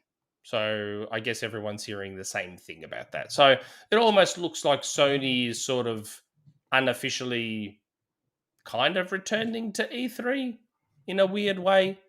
Do you think that's what that is? In a roundabout way, kind of. It kind of reminds me of last year. It kind of reminds me that they might just have a 18-minute, 15-minute gameplay showing like they did Horizon Forbidden West. They'll just do it with God of War. Coming out in June, July? No. I'm not saying they're going to come out in June, July. I'm saying that they're going to show gameplay for God of War Ragnarok. They're going to show like maybe a 10 to 15-minute gameplay with the state of play event. Bam, here's God of War, and make that the dominant thing of that whole event. And then say, bam, coming out October or September this year. And then in September, have another event. I have a sneaky suspicion this is going to be more of a showcase, as in where they show a bunch of stuff rather than focusing on one game. Again, that's not what I've heard. Don't get me wrong. The only thing I heard was that, yes, supposedly there's supposed to be a Sony show early June. No details on, is it one game focused like the Gran Turismo one? Is it showcase? Is it state of play? Is it... That I have heard no details on whatsoever. I'm just making the assumption that given that June is your E3 window and Jeff is doing his summer thing and Microsoft's doing their thing, if Sony's doing... I would be surprised. Like, I've said this many, many times. Sony is a company that knows the game and they know the hardcore gamer sphere, and they lean into the console war in a very smart way, and they know what they're doing. I don't see... This is why I bring up God of War, man. This is why I bring up God of War. That's how you're not going to... Like, think about it. Starfield, Redfall, gone. Right? What's going on this holiday season with Xbox? Another Forza Motorsport? Whoop-de-doo, Basil. Like, I get it. It's going to be a graphical showpiece, but if you're saying... hey, here's 15 minutes of God of War Ragnarok, which is going to look awesome because God of War 2018 was one of the best games I've ever played in my life. Here's this, bam, coming out this year, this holiday season. That's hype. That's what they're... That's hype to me, at least to me. In isolation, in and of itself, you're right. My thing is, one thing that inevitably happens when Nintendo has a direct, Sony has a state of play, Microsoft has a whatever they have, whichever company does a show, those shows get compared and they get rated, for want of a better word. Yeah. So when Sony has an indie show, everyone's like, "Oh my god, that was the worst state of play ever." When Nintendo does that thing, they say, "Oh, it's either the best thing ever, the worst thing ever." Oh, inside Xbox sucked. Blah blah blah. June is our E3 month, for want of a better phrase. It's the one where everyone's going to have their big shows. I don't see Sony going into that month with a show focused on one game, regardless of what that game is, big, small, medium, otherwise. I would, because then people will inevitably compare it to the Xbox and Bethesda Showcase, which will have a ton of stuff, and a Nintendo Direct, which Nintendo will probably have around that time. Sony will not want their show focused on one game being compared to bigger shows that are focused on many games. That's just my thought process. So you're saying you don't see them concentrate on one game basically because of all the other games, but do you see them showing a big showcase like this is classical E3 shit back from 2017, 2016, right. 2015? Like this is some old school stuff. When in the past several years, Sony has kind of like not done anything in June. They did one in 2020, I believe. They had that digital show, then they did another one in September. So they had two shows in 2020, right? Yes. So last year they had the one show, the State of Play, or they had a couple State of Plays, but they had the one big one with Horizon Forbidden West, and then they had that September showing with a bunch of games that was like a showcase. So do you think they'll do another showcase in June and just let it rest and let God of War carry them to the end? Well, yeah, for me, I thought if they're doing June, then I think they've done that very deliberately because that is E3 time. So my assumption, again, this isn't anything I've heard. This is an assumption now. I'm speculating. My assumption would be that if they've targeted June, which means they're directly competing with the traditional E3 slots, they will go with a big showcase because it's June. So yeah, they probably will show some God of War and maybe even a release date. But then maybe they'll also show whatever else they have coming. Maybe they'll show a bit of Spider-Man. Maybe they'll finally announce Sly and Infamous. Maybe they'll, I don't know. Like, I saw June and I immediately thought, well, okay, this is going to be a big showcase because they know they're going up against everyone's E3 stuff and Summer Games Fest stuff and whatever.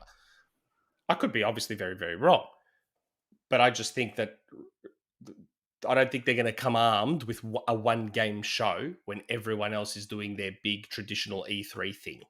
That's all. That's my theory.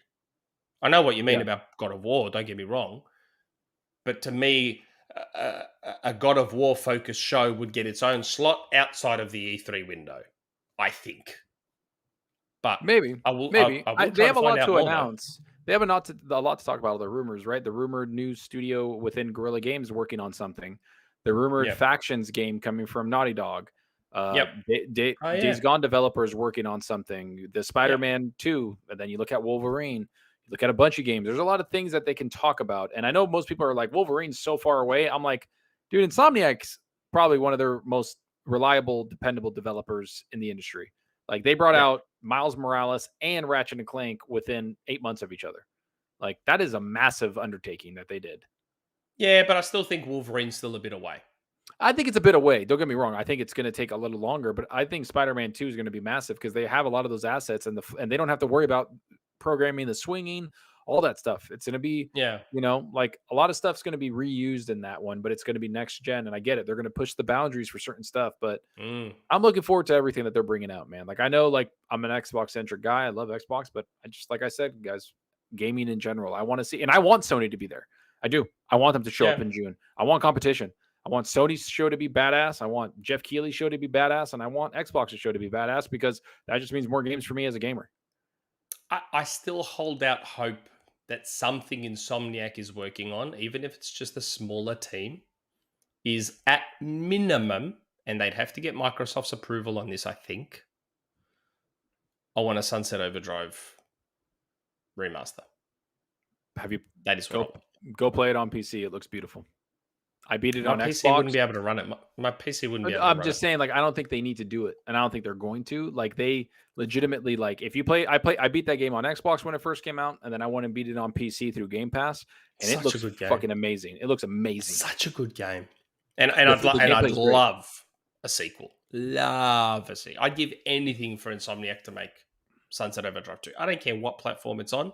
I just want Sunset Overdrive 2 to exist. I just want it to exist. That to me would be probably, if you had to tell me what would be your oh my god announcement from a Sony showcase, Sunset Overdrive 2. Mine's Rise Son of Rome 2 for Xbox. I want Oh, Rise. for Xbox, yes. For Xbox, I want Rise. That's the only game that I'm like, I want that. But for Sony, they already did it, which was God of War, because God of War was gone for a long time, and it's my favorite franchise they have by far, or SOCOM. Yeah, well, God of War is my favorite PlayStation franchise. I still prefer OG God of War, the hack and slash fixed camera God of War, over the Sony template God of War. As good as that game is, it's still not the way I prefer God of War to be. I like the hack and slash. I liked, like, the thing that I think got lost in the conversion to the new style of God of War, the thing I think that got lost for me was the sense of scale that you lost. Like, and how do I explain running up a mountain's arm to go take out its eye and take it down, and you're fighting all that like in God of War 3 and stuff. Yeah, that's something. And then when you're fighting in ancient Greece, and a giant's taking down buildings around you, and you're hacking slashing its minions. That's all that stuff that I miss. See, like that's the funny thing is one of my biggest criticisms of God of War 2018 is it didn't have, like, outside of the dragon, outside of the boulder fight and a couple other things, it didn't have those big, epic, crazy bosses that the originals had. And when God of War 2018 was announced in 2016 or whatever it was, when I saw that gameplay, everybody was like, "Oh my god!" And I literally was not a fan. I was like, neither was I. I was like, don't do this to my God of War. Don't do this to Kratos. Don't do this to my shit. This is my, like, I love that franchise. And then I played 2018's God of War, and I was like, never mind what I said. That's one of the best games I've ever played. I loved it. Yeah. It's the only game, and I've said this multiple times, it's the only game where I forgot I was playing with a PlayStation controller, because I hate their controllers. I hate them. I don't like them. They feel like crap in my hands. They hurt my hands. I hate it. And that was the only game where I was like, oh, wow, I'm not playing with I was like, oh, I am playing with a PlayStation controller. Now that it's on PC, I want to play with an Xbox controller, the right way to play. See what it's like. Just to see what it's like on there. Yeah. Look, I love 2018 God of War, but if you gave me the choice, I would still go back to the older style of God of War. Like I think of God of War 3 and how that looked and how unbelievable it was. And I think, imagine if Santa Monica now on PS5 hardware did a God of War game like that. I wouldn't mind if they went back and remastered and remade all three of the first ones. And I'm talking about full remake. God, full remake. Think of that. That would be I don't understand why. I don't understand why they don't want to do that. Like, you have God of War, this franchise that you've rebooted. It's be like, start from the beginning and then make it a remaster. Put that would be amazing. Everywhere. Dude, I'd be there day one going through every single one of those. And I'm not talking about a remaster like that crap that we saw with San Andreas. Full-blown ground up remake. Like ground up remake, like Gears Unlimited remake. Master Chief Collection remake. Yes. Even if it was using the engine that they used for God of War 3 remastered, even if it was that, and they used that for God of War 1 and 2, I would take that. Even that would be amazing. But yeah, so I'm actually we spoke about that a little bit longer than I was expecting, to be completely honest. But so there's a rumored Sony show. Hopefully, I personally would prefer that it's a bigger one that we can get. I've had a lot of people tagging me on Twitter about Sly Cooper. Do you know when Sly's being announced? As far as I know, I wouldn't expect a Sly Cooper announcement in June. As far as I'm aware, I'm actually, to make sure I'm not saying the wrong thing, I'm looking at the DM as we speak. It should still be a 2022 announced thing. As far as I'm being told, I wouldn't expect it at this June rumored event. It would probably be announced later if there was like a September 1 or something like that. Hopefully it's okay that I said that. But I'm sure Sly Cooper Twitter will be all over it. Okay, so that's the Sony show. Now, I don't know if no, we won't worry about that. So now, speaking of stuff that maybe I'm not supposed to say in rumors, I was talking with Jesse before the show about whether I should go with this Rumourmill, because I did get told about something in the last couple of days.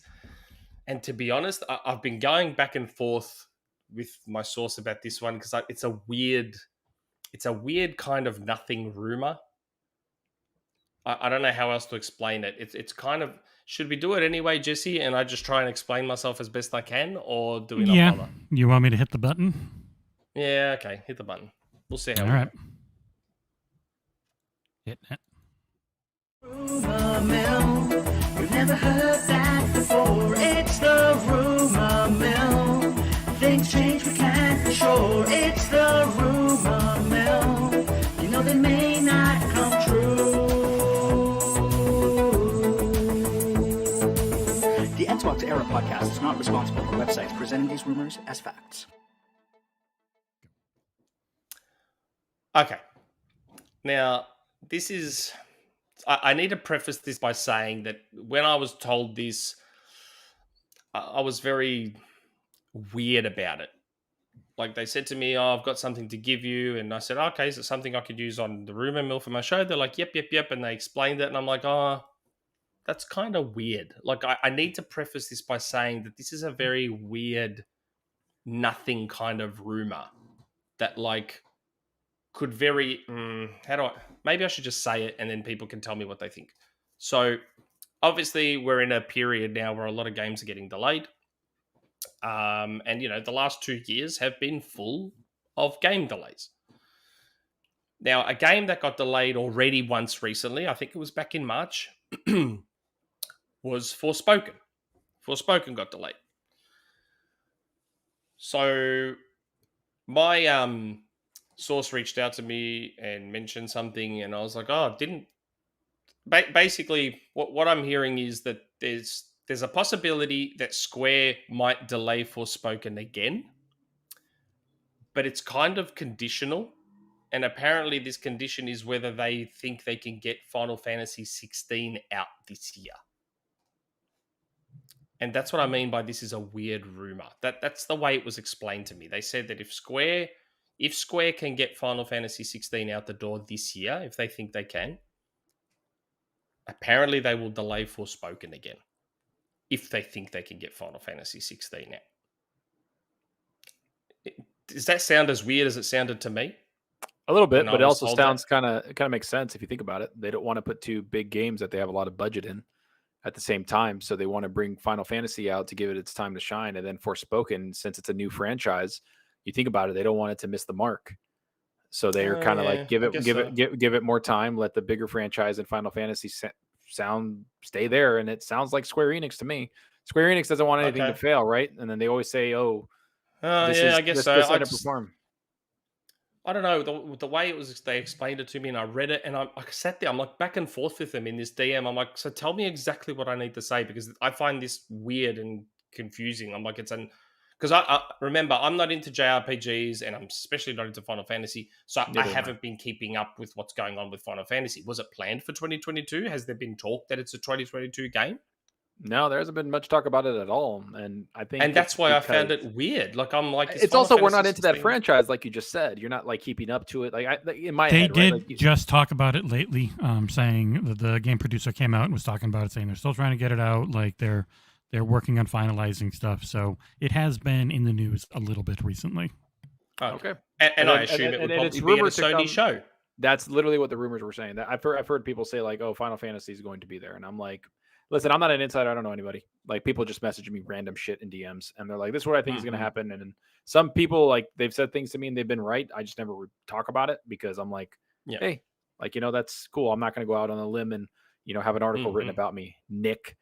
So like, just I think the Final Fantasy stuff it can be plausible. I mean, it sounds like that's kind of common sense, right? Like, if a game, and especially a new franchise, if you want that franchise and you have faith in it to do something big, then hey, give it more time, put a little bit more in the oven, and then have a bigger franchise like Final Fantasy carry your fiscal year. Okay, I don't know, and maybe that's just me being dumb, but I heard that and I was just like, that's a bit. It's to me, it felt like a nothing kind of thing. It's like because I know Forspoken just got delayed. It was meant to come out in March. It got delayed, or it got delayed in March to October. I want to say.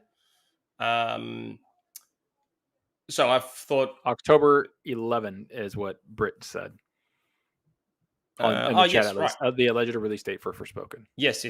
So, and that was the thing. That's why I got confused because they mentioned Forspoken getting delayed, and straight away I jumped on Google. I'm like, didn't Forspoken just get delayed? I'm like, I swear it just got delayed. So I'm Googling it, and yeah, in March it got delayed to October. So I said to them, I'm like, so what? It might get delayed again.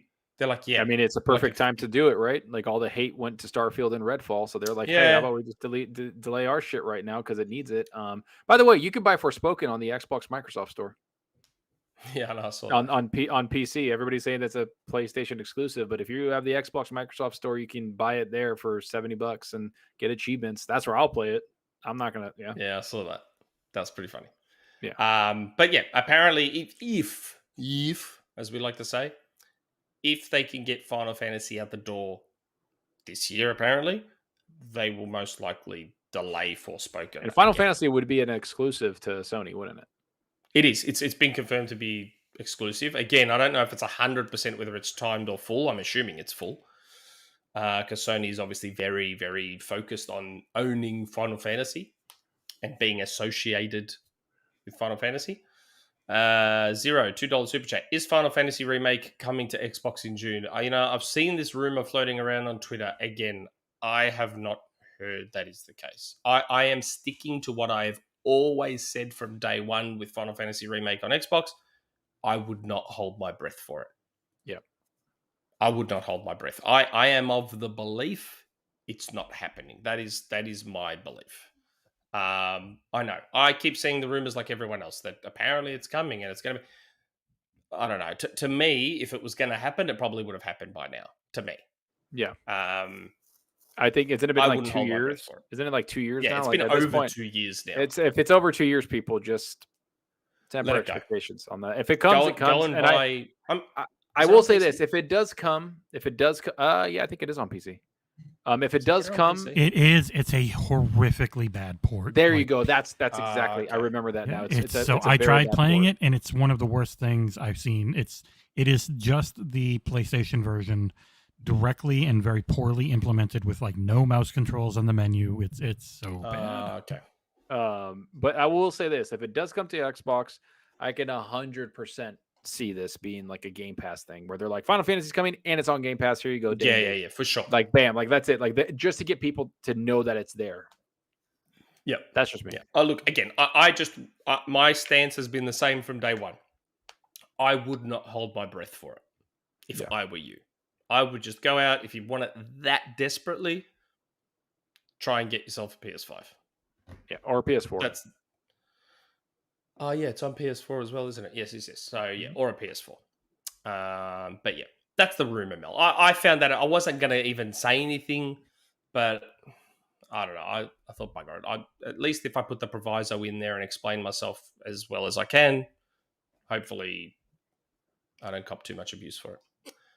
Okay, so now's the time where I'm always really bad at this. Everything we do, obviously our patrons go a long way to making all that happen.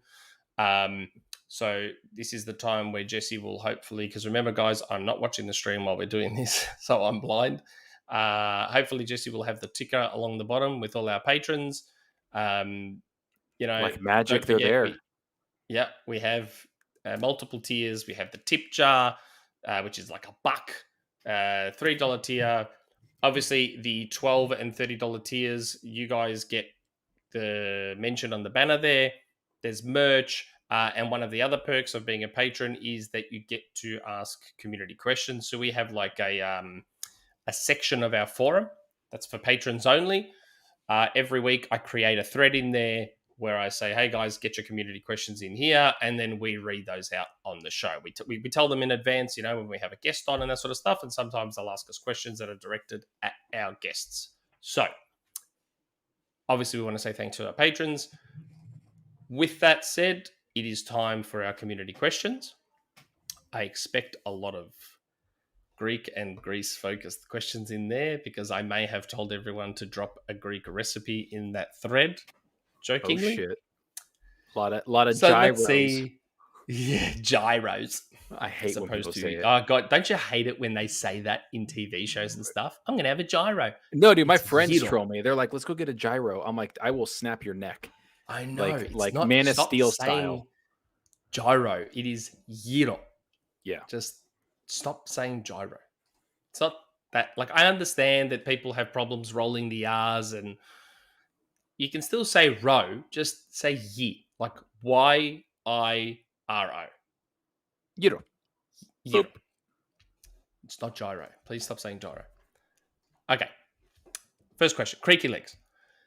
I don't know any Greek recipes, but I will say that the baklava I got for free from the Greek restaurant I liked. You said they gave it to me because they didn't like me. Maybe that was true because my stomach was in knots for days after. 10 out of 10 will still eat there even if they hate me. My question for this week.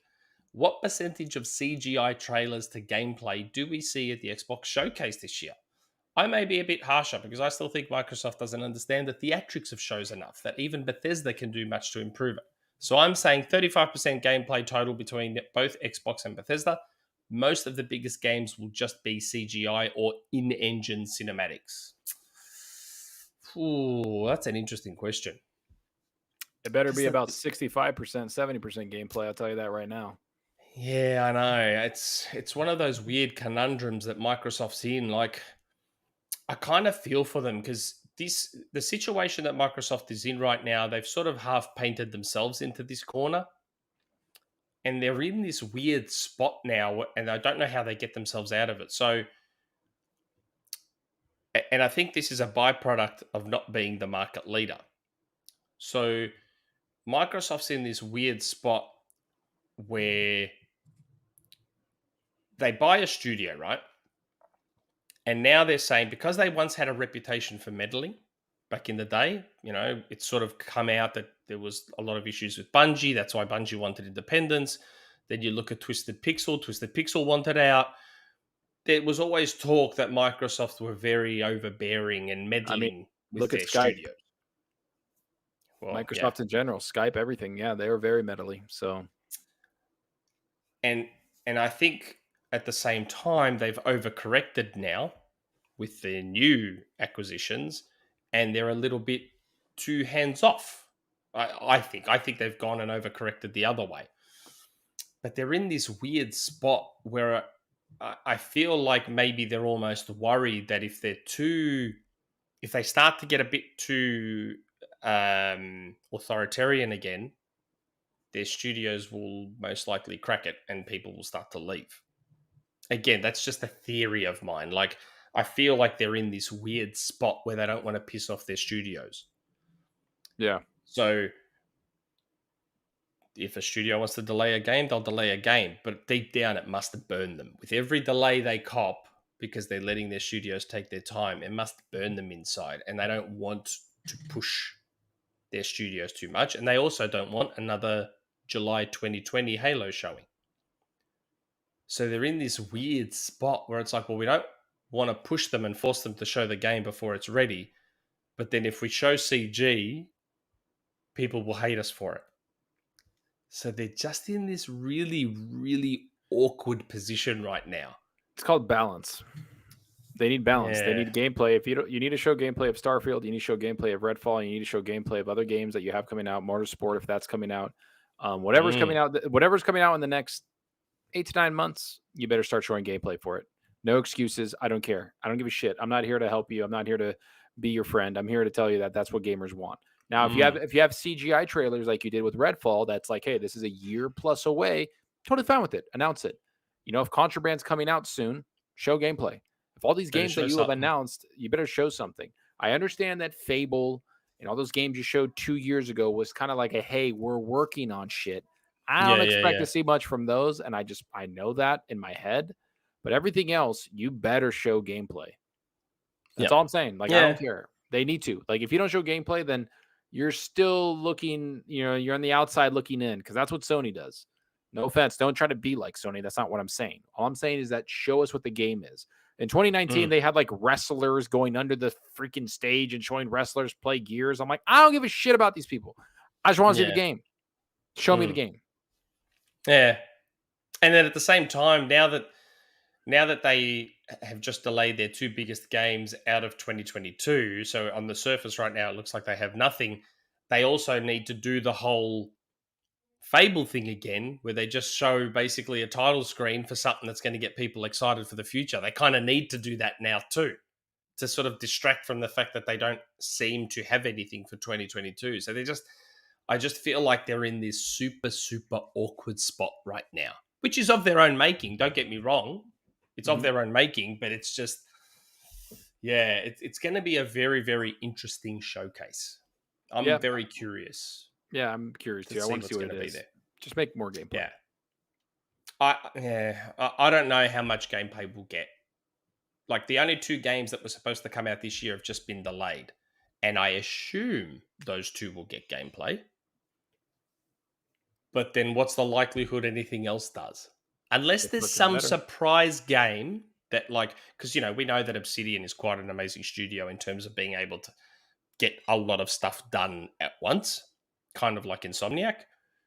So unless there's something surprising that Obsidian's been working on that we don't know about that they can show gameplay of, I don't know. I don't know how much gameplay I expect to see personally. Yeah. But we'll see. A couple of super chats. Hagit Chani. I know how Yeero is pronounced, but to be fair, the word could just be spelt as it sounds. Could be how you spelled it out. Yeero instead of Gyro. Oh, yeah, that's a thing. I mean, I already told them we're fighting. I don't want to hear his bullshit. We're fighting later. Me and Hargit. See you at the blacktop after school, bro. Yeah. Stephen McIntosh. They didn't delay their biggest. GoldenEye, Nick. That's right. GoldenEye ain't getting no delay. Man. I can't wait for that moment when we hear that. Dude, that start menu music in that game is fucking killer. That's a savage track. Have you seen that TikTok? Yeah, that guy that's like, how about God. this? And he's like, yeah, he's gone.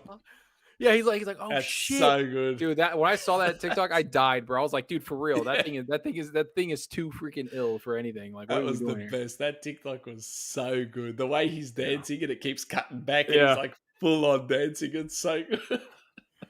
That's the best. Absolutely love it. Okay, next question, BRiT. If you were hosting an E3 watch party, what would the event menu be? Here's a podcast recipe. 1, have a podcast. 2, mix in 2 Greeks. 3, have a food topic. 4, fall asleep. Yes, BRiT. So actually, that's when I had MVG on, we started talking about Greek food, and we went on for ages about it.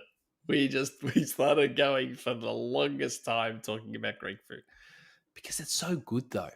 It's so good. It is good. And if your mom knows how to cook, you become a fat like me. And I just became a fat and just loved food. Greek food's so good. What would the menu be for a watch party? I don't know. You can never go wrong with pizza. Macca's. I'm going. What am I gonna go? I'm gonna go with pasticcio. I'm gonna get that. Who the hell's gonna eat that at an E3? Everybody. I don't want to hear no bullshit. Everybody's eating it. That's where I'm going with. Pasticcio, no way. Pasticcio, for those watching, is basically Greek lasagna, and it's fucking amazing. It's not bad. Okay, we're moving on. Next question. It's okay. Pasticcio's fine. I'm not big on. There's a lot of like. It's funny here in Australia. My amongst my friends and family, I get made fun of because I'm not.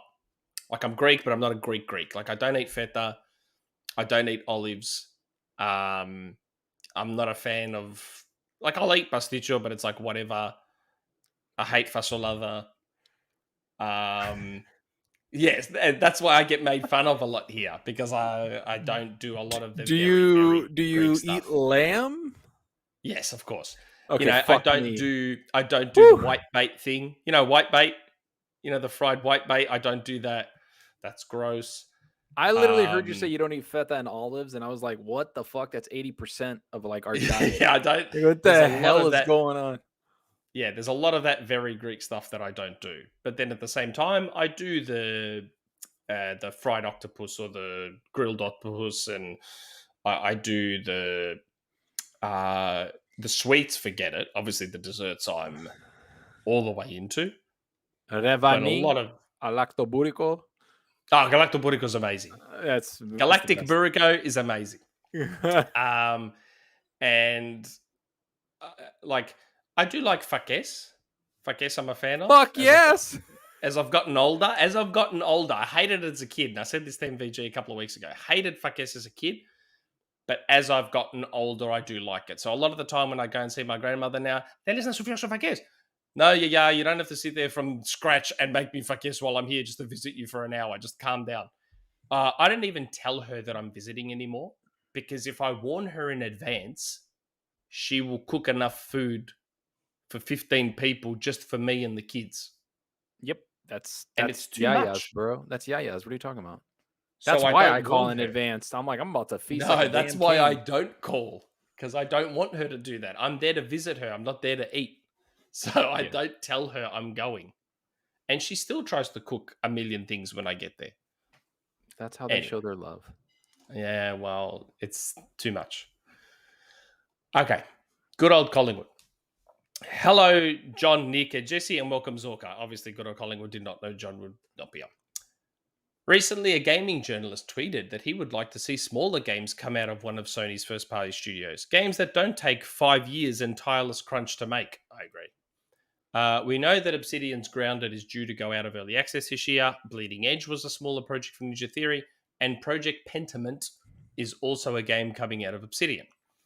Would you like to see more Xbox studios release smaller games with a shorter time frame? If so, which studio do you think has the capacity to take on smaller projects?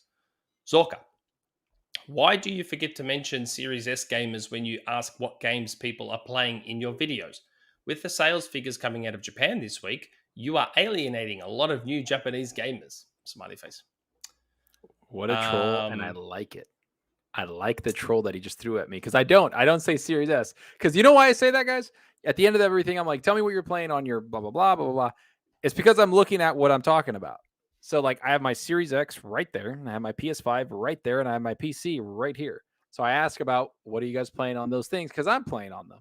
I don't say Series S because I don't own a Series S, because I don't need one. I'm actually thinking about buying one for my fiance, because she plays like the Star Wars games, and you know, she can just play it over there, play it at 60 frames, and have a good time. And she doesn't really care about like the resolution and all that stuff. But yeah, I will. I don't know. I might fix that. We'll see in the next video. Stay tuned. Yeah. Well, I mean, we said, I think I've said in the last couple of weeks, I love those. One of my favorite types of games are expander-alones. Those, like Hive Busters. Imagine if Hive Busters was broken out into its own purchasable game. That's my single player stuff that I love now. That's become my new favorite. Smaller, more condensed experiences. Infamous First Light. Did you play that? Infamous First Light on PS4? Yes. Let me look it up. That was incredible. I adored that game. Absolutely adored it. It was one of my favorite things I ever played on PlayStation 4. No, I've not played this game. Infamous First Light. It's because I tried Infamous Second Son and I found that incredibly boring. Yeah. Something about Infamous First Light, I just loved it to death. I also loved Ratchet and Clank, the two smaller things they did. I think it was Quest for Booty and Into the Nexus. Just those shorter, compressed, punchy, focused little things. I've heard those. People like Uncharted Lost Legacy. I've heard people like that more because it's like a 6 or 8 hour experience of Uncharted. I've just started that recently. I need to go back to it. Yeah, like just condensed it instead of into like a 15-hour campaign. It's like a 5 to 6, 7, 8 hour campaign. I love that. Yeah, that's great to me. That's fantastic. Yeah. You know, my favorite Forza Horizon is the Forza Horizon 2 Presents Fast and Furious because it was nice and short. Map was tiny. You had ludicrous narrating over the top. Only a handful of cars to unlock. It was great. It was nice and short and focused. So you don't like the big games like Ubisoft makes. You don't like the big games that are overbearing. You're like, you know what? To be quite honest, I'm kind of cool with that too. Like, this is why like Sony's games, I feel like they don't like the only one that overstayed its welcome was Days Gone. I was like, this game is stupid. Like listen, I didn't like Days Gone very much, and I've been an adamant proponent of that. Oh, But I didn't mind it. But I was like 30 hours in, and I was like, you know what, dude, this is boring as shit. Like, can we like you could have cut out like the first 20 hours they could have cut out and It's moved on. I would look, because I love the way Days Gone feels to play. I think it's got pretty good gunplay, pretty good movement. I don't mind the stealth aspect of it. It works pretty well. It gives you a lot of options to take enemies out. I liked actually playing the physical act of playing Days Gone. I liked it. Yeah. The problem with Days Gone, like you just said, is it is so goddamn long. The game just goes forever. If I could get a short, sharp, punchy 10-hour version of Days Gone, I would eat that up so fast. It is just, as I get older and older, I'm getting over these bloated, like even God of War. God of War was my 2018 game of the year, but even God of War was so much longer than it needed to be. Yep. I felt it was way too long. I would say God of War was amazing. I don't care what anybody says. I'm not saying the game itself's not amazing. It just, my biggest complaint I had 2 complaints about God of War. It was too long. It was way longer than it needed to be. And the whole inventory upgrade system felt superfluous. And it was convoluted and kind of useless. Yeah. I mean, the inventory was kind of annoying, but to me, I get the gameplay. I loved it so much that I just kept wanting to play it. And kind of like the thing I have back here, Elden Ring, same thing. Like I just keep wanting to play it.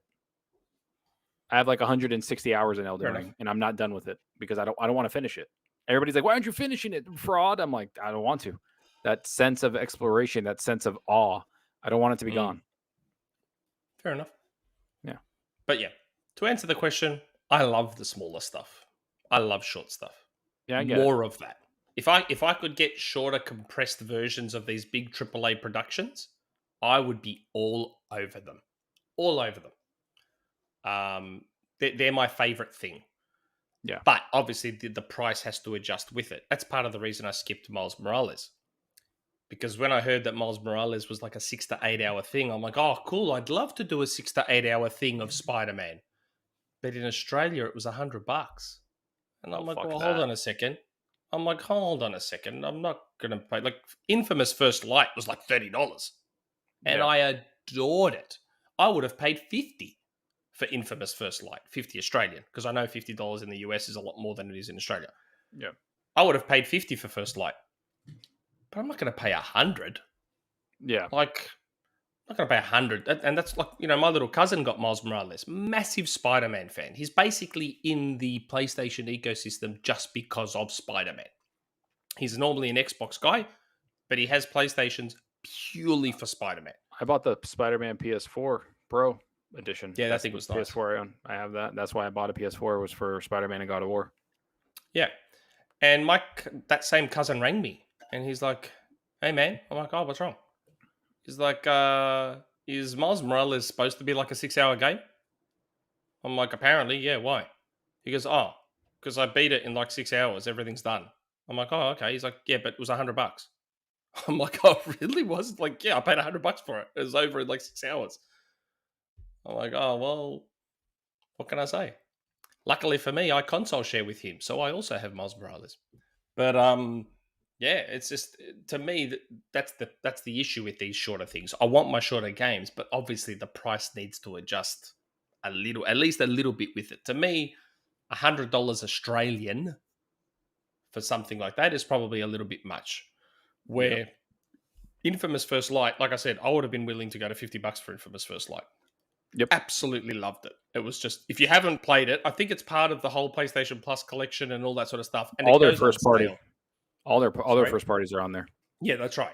And it goes on sale for like $5-10 all the time. Do yourself a favor. That's the beauty of Infamous First Light. It's not long. It's a short, sharp, punchy thing. And I absolutely adored it. It's probably my favorite Infamous game. Yeah. Even though it's one of the shorter expand-alone things. Absolutely loved it. Okay. Next question. Kraken56. Hello, panel. I see a lot of people saying Xbox won't show Fable or Perfect Dark because they are 2024. Assuming they are going to release then, my question is why can't they show them if they are 2 years out? I know we are in a post-COVID world, but I think about Sony's 2015 and 2016 E3s where they showed off Horizon in 2015, then God of War and Spider-Man in 2016 with gameplay, and those were about 2 years away from release.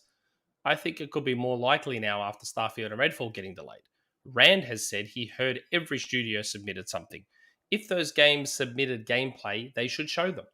I think those shows from Sony were looked upon as being some of the best shows ever, and those big titles had something of substance to show, even being 2 years away. I think a lot of people who are informed about Xbox expect Fable and Perfect Dark to be very high production value and something Xbox has needed for a while. I think they can still show us what is coming up this year and give us a glimpse at these games without the show feeling too crowded, because they have more time to show off Starfield and Redfall after this show, so they don't have to do a big blowout for them like a lot of us thought. That was a full-on question. That kind of comes back to what we were talking about before. Like, Microsoft won't want another July 2020 Halo showing. And that's the conundrum they have right now. It's fine to say show gameplay, but you don't want to show garbage gameplay.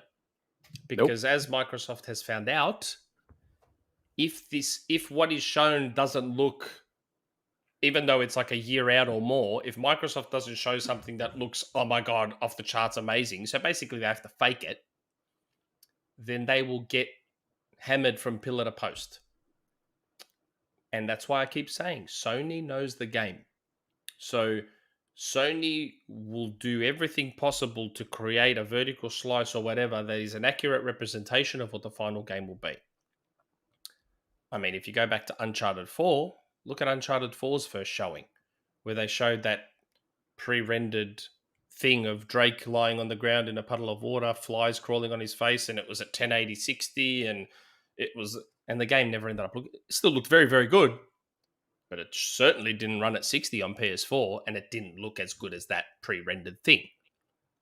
But Sony knows the game. They know that if you're going to show the game, then you need to show it looking 100%. Otherwise, people will tear it to shreds. Yep, as Microsoft discovered in 2020.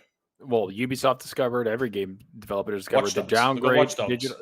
Digital Foundry has changed it. Everybody's comparisons have changed it.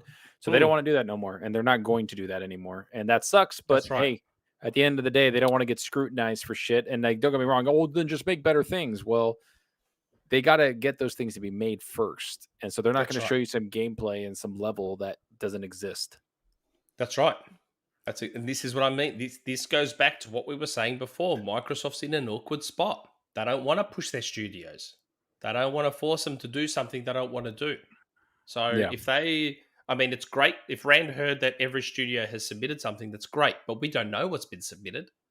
Is what's been submitted just a trailer that shows the title of a game? Is it a CG trailer? Is it a pre-rendered in-game trailer?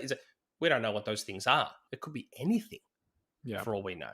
I mean, I've been sent a list of what's supposedly at this showcase, and to me, I don't think this list is real, mainly because it's got Everwild on it. But aside from that, it's a bunch of stuff that someone could easily guess and surmise from other rumors, from what they'd expect. To me, the list I've seen doesn't look like a real list. It looks a bit obvious. And again, when I saw Everwild, I was like, okay, well, this list can't be real because it's got Everwild on it. But yeah. So yeah, we sort of talked about this before. They're in a weird spot. I don't know. Again, I think this is going to be one of their more interesting, contextually, I think this is going to be one of their more interesting shows that they've had for a long, long time. Just given the context of everything that's been going on. I'm very, very interested. Are you live streaming it? The show? No, I never live. I just watch it. I want to enjoy it as a fan and then make a video about it later. That's kind of how I handle all of it. I don't live stream or anything like that. I like just enjoying it, not having to worry about talking to people in chat. Like, I love sharing it later. Like, I want to enjoy it with the people that are enjoying it. Yeah, fair enough. We've done it the last couple of years. We've live streamed it, and I will say I find it a little bit awkward. because Yeah. I've never done that before. It's a new thing to me, so I do find it a little bit awkward. But There was one specific reason that also made it pretty awkward, and we don't have to worry about that this year. that was the first one we did. Yeah. I know. And last year we didn't have that, did we? No, but it was just very loud. Yeah. We'll see. I have about like 5 or 10 more minutes. We have a dinner date, and my fiance's Oh, going wow. to Okay. stab me in the throat. Yeah. Then we'll get through Yeah. these real quick then. Yeah. Kate Forever. Hello, lads. So for obvious reasons, Nick's love interest in the Halo TV show will not be returning. That being said, who do you think will replace your love interest next season? There's really only 2 options for Nick at this moment. Does he go for his deranged anarchist foster mother's daughter Miranda, or does he swing for the shower stall peeping giraffe known as Kai? Both very good options. However, Nick, if you need some advice this time around, here is a perfect pickup line to get them in the mood. Hey, want to see my energy sword? Jeez. Do you watch the Halo show? Nope, I haven't seen any of it. I'm Oh, waiting. really? I've seen the first episode, and then I was like, all right, I'm gonna come back when Okay. all these episodes come out. I can't just Yeah, go yeah. week to week, so I'm gonna The- binge it probably in like a week. It's not bad. It's okay. It's nothing Yeah, amazing. I saw but it's not- people it's- getting their legs blown off and heads kicked. Like I was like, Yeah, all right, very I'm violent. down, bro. I'm like, I'm down. Yeah. And so like I'm The gonna watch reason- it. The reason Cade keeps saying me is because I basically look exactly like Pablo Schreiber. I saw the pictures and I laughed my ass off. It's like even my wife, like I showed my wife the edited one where someone put my face on his and she didn't realize. She's like, "That isn't that just the original picture?" I'm like, no. That's me. And even she couldn't tell. It was She was like, it was "That a is- canny. It was kind of cool actually. That was freaky. So Gaz is going to make the most of that, and I think he wants to put me in a source video as the Master Chief. That son of a Because he's bitch. like, "Hey, I've got a guy that looks like I the love Master that Chief. dude. I might as well use it." I love Gaz, even though he sucks at Apex. Yeah, Gaz can get stuffed. Okay, DeoGame. Hello, everyone. This week we heard that EA is looking for a suitor. Do you think a merger with 2K or Ubisoft may be in their best interest instead of joining a conglomerate? More creative control and ability to sustain a subservice. DeoGame, in the interest of time, and we should have asked this back when we were talking about it, we kind of covered this earlier. Yeah, we talked about it a whole lot. Yeah. I thought Disney was a good option for various reasons. I said Zalker Amazon. thought Amazon. I said if it had to be somebody, Amazon, or I would just like them to stay independent. Yeah, to me, merging with like a 2K or a Ubi, I don't know. I don't know how something like that turns out. I feel like that could get messy, personally. But yeah. So 2 more questions. Not Jack. Do you believe release date trailers anymore? No. Over the past 2 years, it seems like 99% of major game releases have been delayed. Most are justifiable due to the pandemic and increased competition for talent in the industry. Some delays are due to outright lying with release dates to sell consoles. God of War Ragnarok's reveal trailer saying it's 2021. When multiple new game trailers are debuted next month that end with summer 2023, are you going to believe them? It depends on the game. I'm not going to believe any trailer release. Yeah, date. neither. Like, it's too hard now. If like, they show gameplay, Yes. and they're like, "Hey, Different this is ballgame. coming out," and it's like a good sized gameplay, and they're like coming out Yeah. September, October, then yes, I'll be like, "Okay, that might come out." And if it's like, "Oh, delayed a couple months," that's fine. But anything else that's like CGI, and then they're like 2020, if it's just CGI and they say a year, fuck no. Yeah. Like, and that's the funny thing. I think I've said this on the podcast before. You know, I got a DM from my Sony source in June of 2020 or July of 2020 saying that God of War will be Sony's big early 2022 game. I will show Zalker that DM after the show. But and yet the trailer that came out months after that said 2021. And they were like, it's not 2021. They were like, it is their 2022 game. And that was as early as June or July 2020. Yeah. Now they said early, and obviously the delay is now that it's clearly not early. It will probably be a late 2022 game. But yeah, these days now, post-pandemic, all bets are off. Like, I probably would not believe most dates that are shown in trailers. But yeah. Last question, which isn't as much of a question, more of just a general comment. Jesse Brother. Merriest of weekends to all from Jesse Brother. I like how he's fully embraced that name. What's up, Zalker? You are easily my favorite guy on the Real Deal podcast. Definitely like you a lot more than a certain other member of that podcast at the moment. If you don't know who I mean, don't ask. I was told to be nice. Hashtag be nice from Colt Eastwood. No, Colt isn't on RDX. Hasn't been there. Hey man, they're all that little thing at the end. Hey man, they're all friends. They're my homies. They're like brothers to me. You gotta love them all. They're good people, man. We talk shit. I know we do, and that's just how we are. We're just very vulgar. If you think we're bad in RDX podcast talking shit, join a party one day and see how much shit we talk to each other. That's just how that's our love language, baby. Yep. They're good people, man. And I appreciate it. Thank you that I'm your favorite. I'm everybody's favorite. Are you though? Nick, I don't want to hear your Are bullshit. You I don't want to hear your bullshit, Nick. I don't want to hear Chris Hemsworth face. Are you though? Are you though? Now, something I need to ask, because we always do this with other guests. As many of you have noticed, my lovely wife passed me a cup of coffee out of this very special mug. So I need to ask you. I've got a funny feeling I already know this answer. Do you like the TV show Friends? Yes. Oh, yes. Thank Yeah. God.